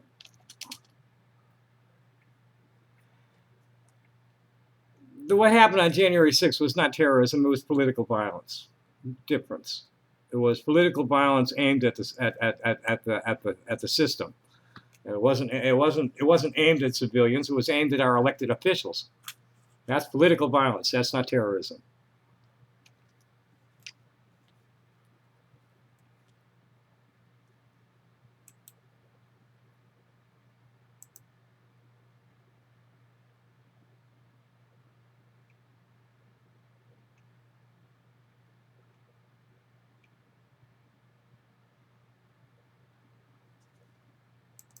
Well, let's just add FBI at the end of the string and see what comes back. There's a lot of dumb shit here.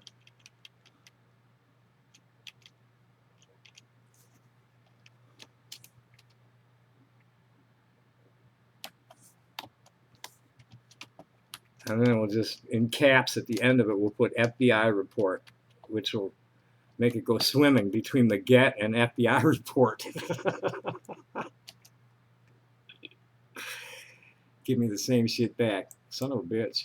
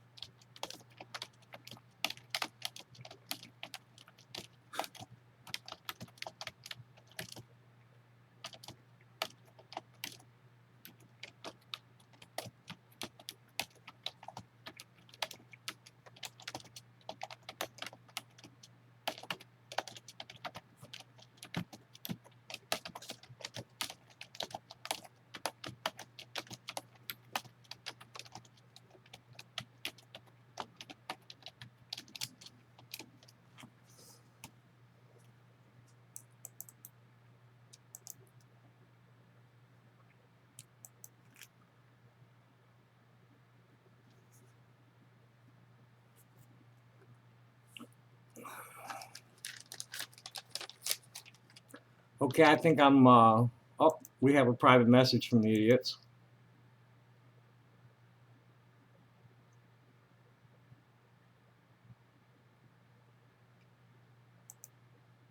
Who did?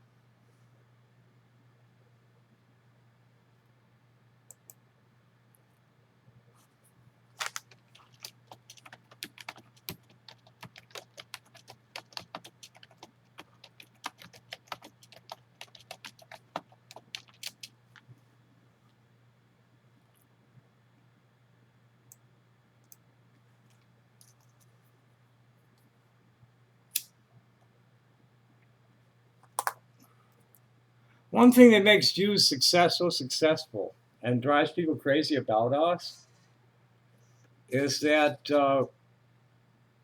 we tend to, Jews are notorious for answering questions with a question. And I told Jimmy Webster, also known as Dr. Hugh G. Rection, about the letter and asked, I said, I'll give you a chance to demonstrate your trustworthiness and let you see it if you promise not to share it publicly. You can talk about the contents if you like, but I don't want the letter itself in public. And he said, fair enough. Now, well, does that mean I agree? Or just saying that's fair enough and go ahead, post it, and I'm gonna repost it anyway, you dumbass. So instead of posting it, assuming that he was promising not to, I asked him, and is that a promise not to share it publicly? So let's see if there's anything worth responding to. Fuck that idiot. Mike is nothing but an annoyer. He's a nudge. He's a nudge. You're a nudge, Mike. Fuck you. I'm not responding to any of it. I don't care what your thoughts are, because your thoughts are invalid. You live in a fantasy world. And let's see if there's nothing in my notifications. Let's see if there's anything that's I need to look at on the board. And then I'm out of here and shutting this down because I got other things to do besides Facebooking and dealing with Kiwi Farms and other message board idiots. I have a lawyer I need to try and find for the probate. And Wednesday. Is today Wednesday? Today's not Wednesday. That's from last week.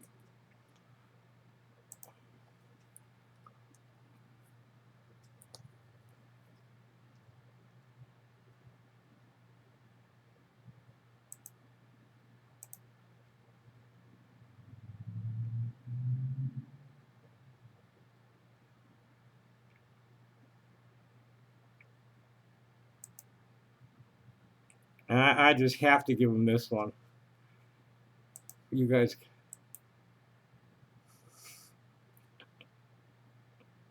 I'll just give him the whole lot, a whole mess of them.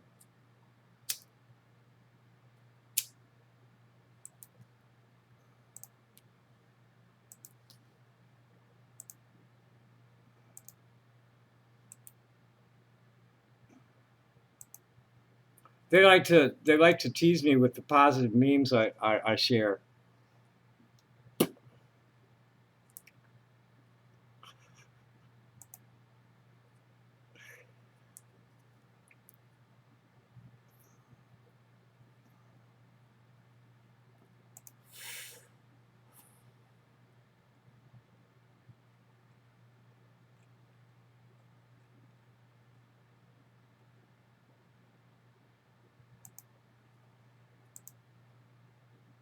You know, they try to,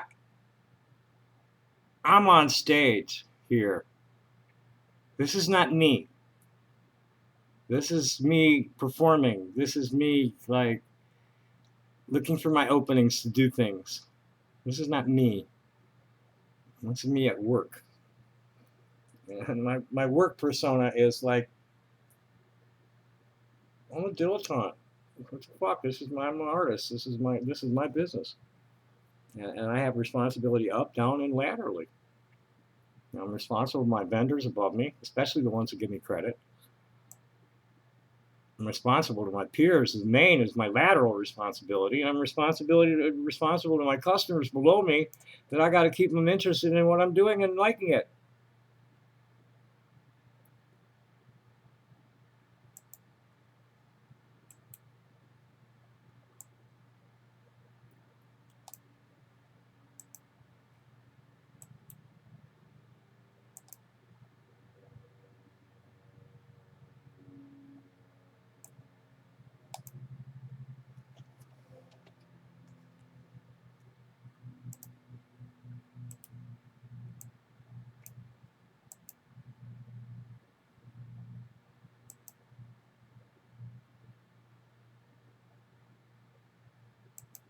So what else is worthy of giving it to them?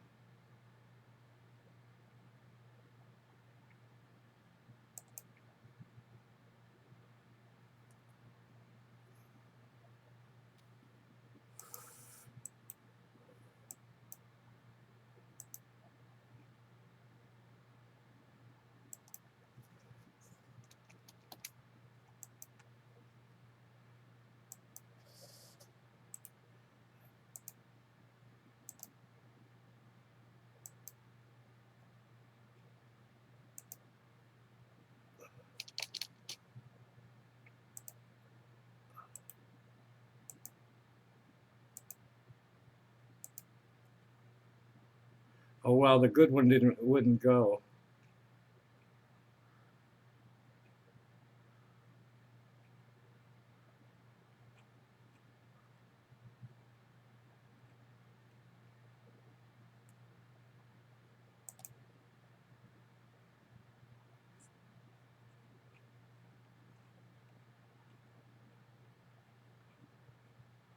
Let's see if I can get it in there now. Responding to, oh no, no, we don't want to do that. We want to upload this one. Fuck them. We're done. We gave them 2 nasty ones back, and we'll give Lone Wolf. He's the oldest, other than me. I think there are 2 older ones. 2 that are at least my age, and the rest are mostly in 35 to 45. Lone Wolf and Ashley Wilkes are both in their 60s, at least, if not in their 70s. Lone Wolf puts up a thing from a quote from Mad Dog Mattis: "Be polite, be professional, but have a plan to kill everybody you meet." Not exactly my social circle, where I need to really worry myself about that. I'm ready to kill anybody, within. He's not letting me fucking post anything, asshole. Fuck him. I'm out of here.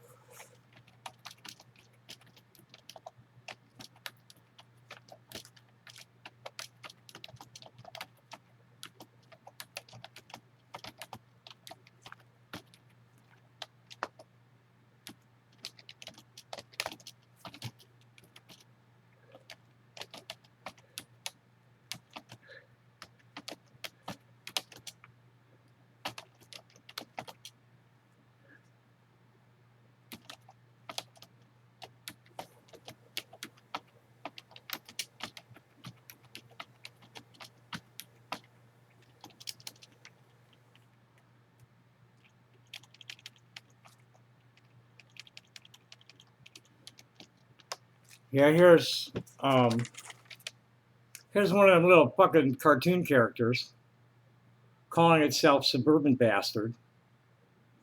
Anime. Looks like this one's an anime fan. Furry. This asshole. Duly noted, Tom.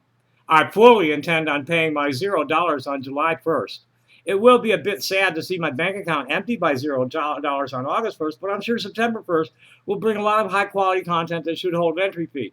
I bid you luck on your first release this December 1st, and note that I look forward to reading the entirety of the first paywall post when it drops on July 1st, 2025. There are already several posts behind the paywall, you arrogant, ignorant, fucking South Park cartoon character brat. Which one is you? Nobody lurking is staying more than a week without getting blocked.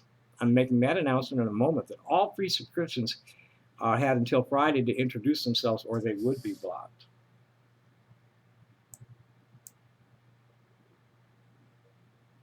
So I'm done with these idiots because they know I'm here, and now they're gonna see this is fucktard.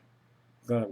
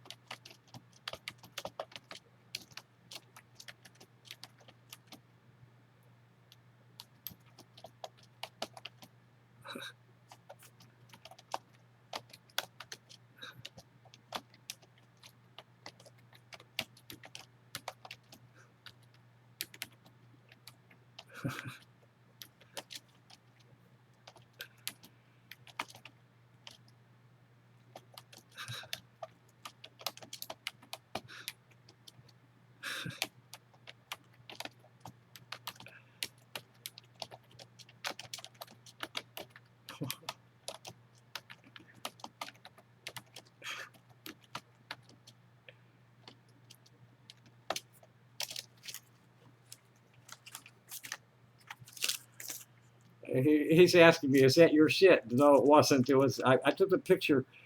The shit was next to the Seventh Day Adventist church, and it was right near their gate. So I think the guy was pissed. It's like they make them line up, waiting on food, and like sometimes the line will spill out of the parking lot down the street. So maybe dude was waiting in line and got pissed off, or had been waiting in line and got pissed off and crap there. I don't know, but it was health. You know, if you look at the turd, it's quite obviously rice and beans, and healthy. It doesn't, it's just a smooth poo that just came out and coiled on the ground like a dog poo. I could not take a picture of it. It was like the whole in Jules Pfeiffer, Little Murders. The movie starred Alan Arkin, and who the fuck played the photographer? I think that was Richard Benjamin, maybe. And Alan Arkin was the father of the girl that married this photographer. He was a top-notch catalog photographer that had some kind of trauma happen to him, to where all he could focus on anymore was piles of dog shit in Central Park. And Alan Arkin's daughter found him in the park photographing dog shit and brought him home, married him, and then she got killed. So Alan Arkin and I think it was Richard Benjamin were standing up on their balcony shooting people on the street. Crazy. It was a crazy play. Totally nuts play that they turned into a movie. So I couldn't not, I saw that, it just ding, take a picture of that.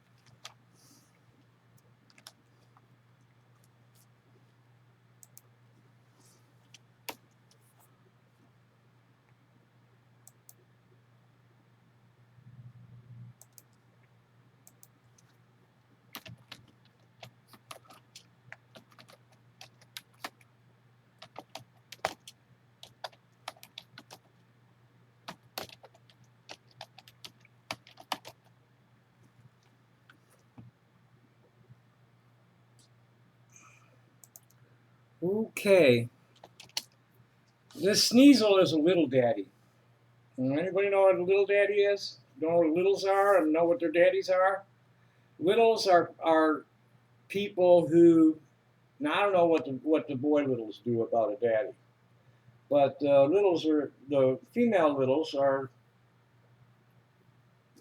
people who identify as infants and toddlers, and their daddies are pedophiles that exploit them,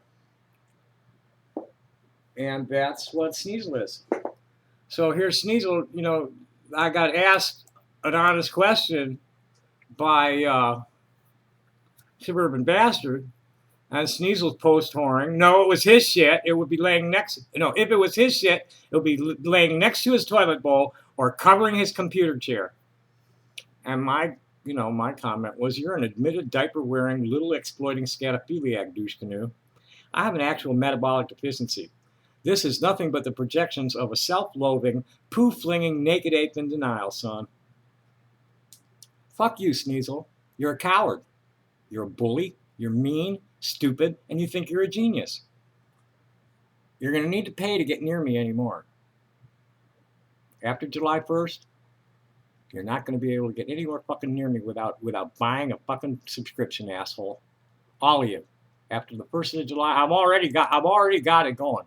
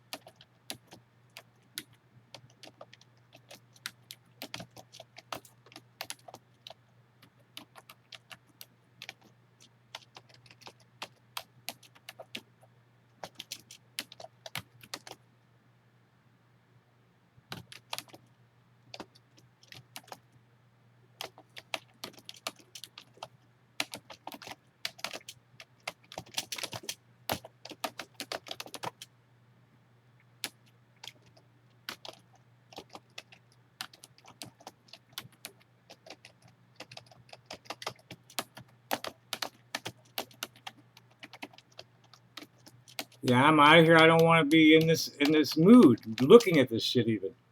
And you know, they know I'm here, so they're hammering. Yeah, here's Sneasel. I wear a diaper for aesthetic purposes only. It looks good on you. Fuck all of you little fucking sick bitches. God, I'm hating. You know, Randy says she needs a fucking. She needed a shower when she logged out of here. I mean, these, you know, they're sweat. They sweat you.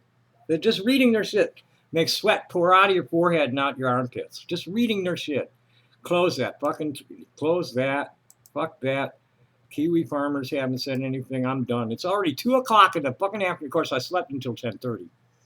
They didn't get me out of bed until 10:30, and I didn't really get moving on internet shit until almost noon.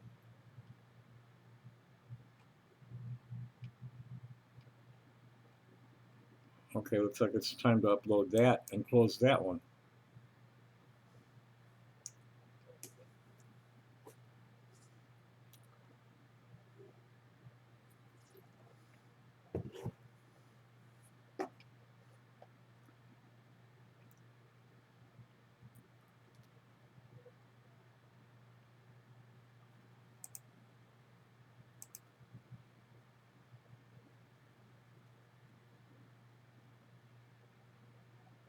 Yeah, I'm out of here. I don't need the Chicago map right now. Probate attorney, MGA flip, I don't really need that. Facebook, Google, that's good for now. I think what we're going to do. Frankie hasn't called either. I haven't been to the bank, and I won't be able to get to the bank.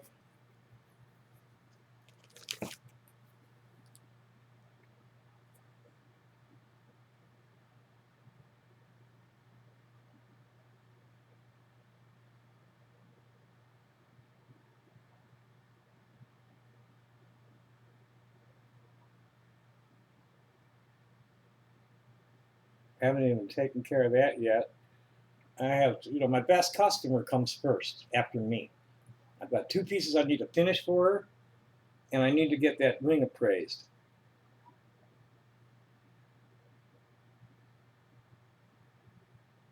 And here's Trayvon.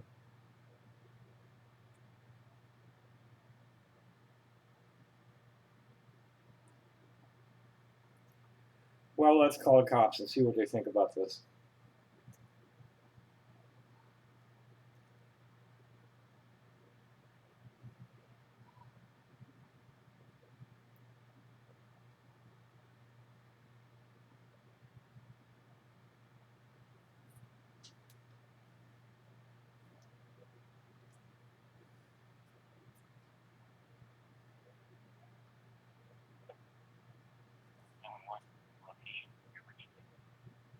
It's a non-emergency call.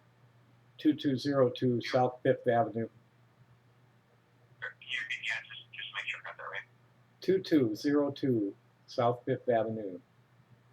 What's going on? This is an ongoing issue. Mark it to the attention of Lieutenant Peterson. What's going on, sir? Please don't call me sir again. I'm not male. Okay, what's going on? What are you reporting? I'm a targeted author, and I receive threats and all kinds of things from the internet and in phone messaging. And over the years, this has been going on for many years. Police do not want to even know about it unless it's a direct threat. But the Tucson police doesn't seem to want to know about it at all. But I need to report direct threats coming at me from anothermessageboard.com and from phone number. What kind of threats are made? Bodily harm, murder. You want me to read the one? You want me to read the one in my text to you? Here, let me get that up.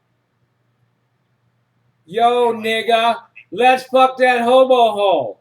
I'ma come through. I'm a couple of blocks away with rubbers.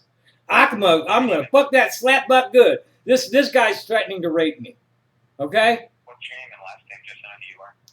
Tommy, and that's how I prefer to be addressed because I'm what's called a two-spirit.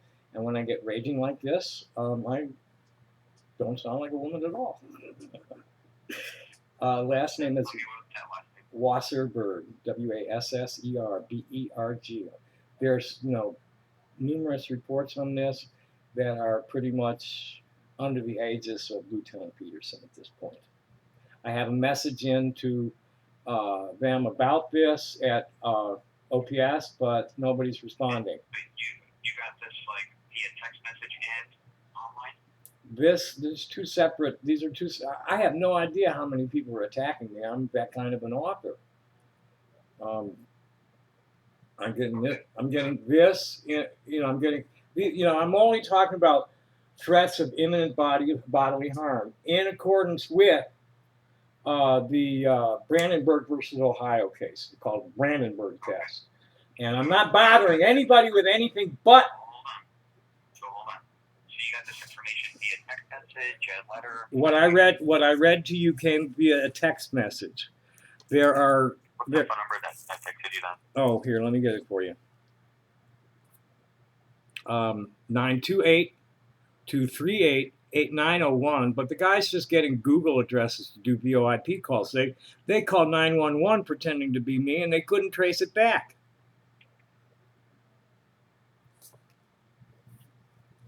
And how long ago did you receive these threats here? About like 5 minutes ago? 10 This minutes ago, one an came hour? in yesterday at 1:06 p.m.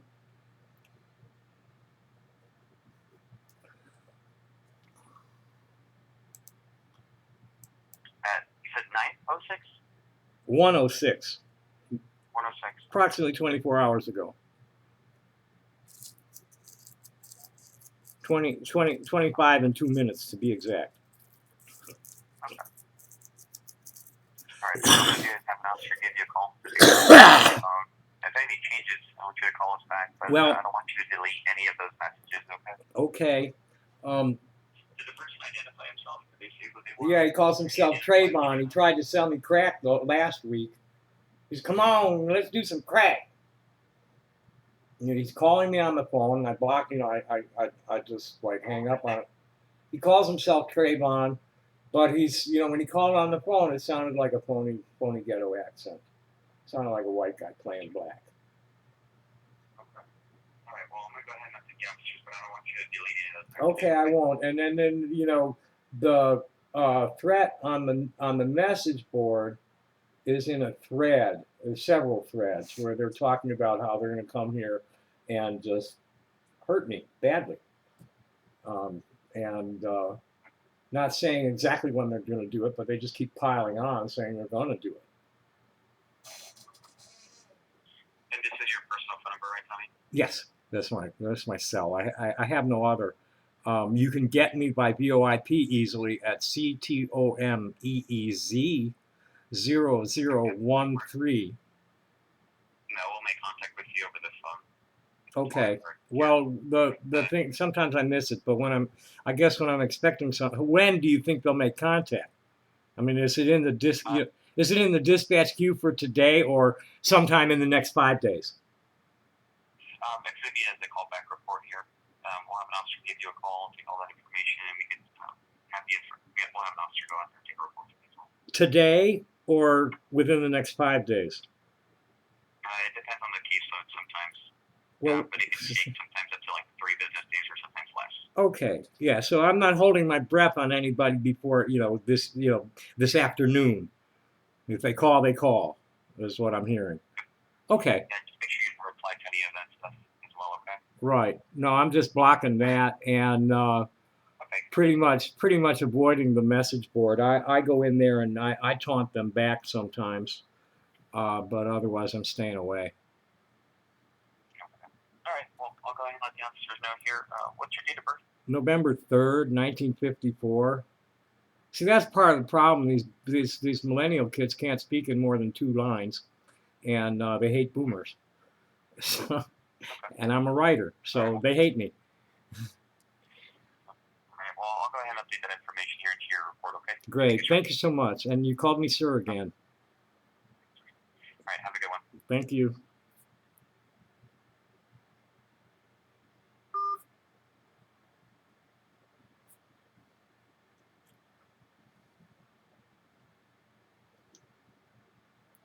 Oh no, I better not. That'll delete it. Let's get out of emergency callback mode. Okay. And let's shut this down because now it's time for me to get to doing some business for me that's none of anybody else's business, right?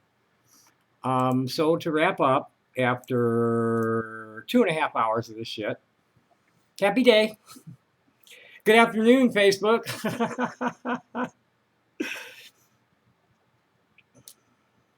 I love life. I love living life, loving living, like the oldest man I ever met taught me. And if it's my amateur manager, Rickshaw John, or Walrus John, because he has a big handlebar mustache, he taught me a lot about just don't. just don't. Don't go there. There's no need to. Get angry about things that are completely beyond your control. It's just punishing yourself for other people's bad behavior. And with that, I thank you all for watching, and I hope that my friends manifest all their dreams today, And I also hope my followers manifest all their dreams today, but on another world. Happy day. Thanks for watching. Bye.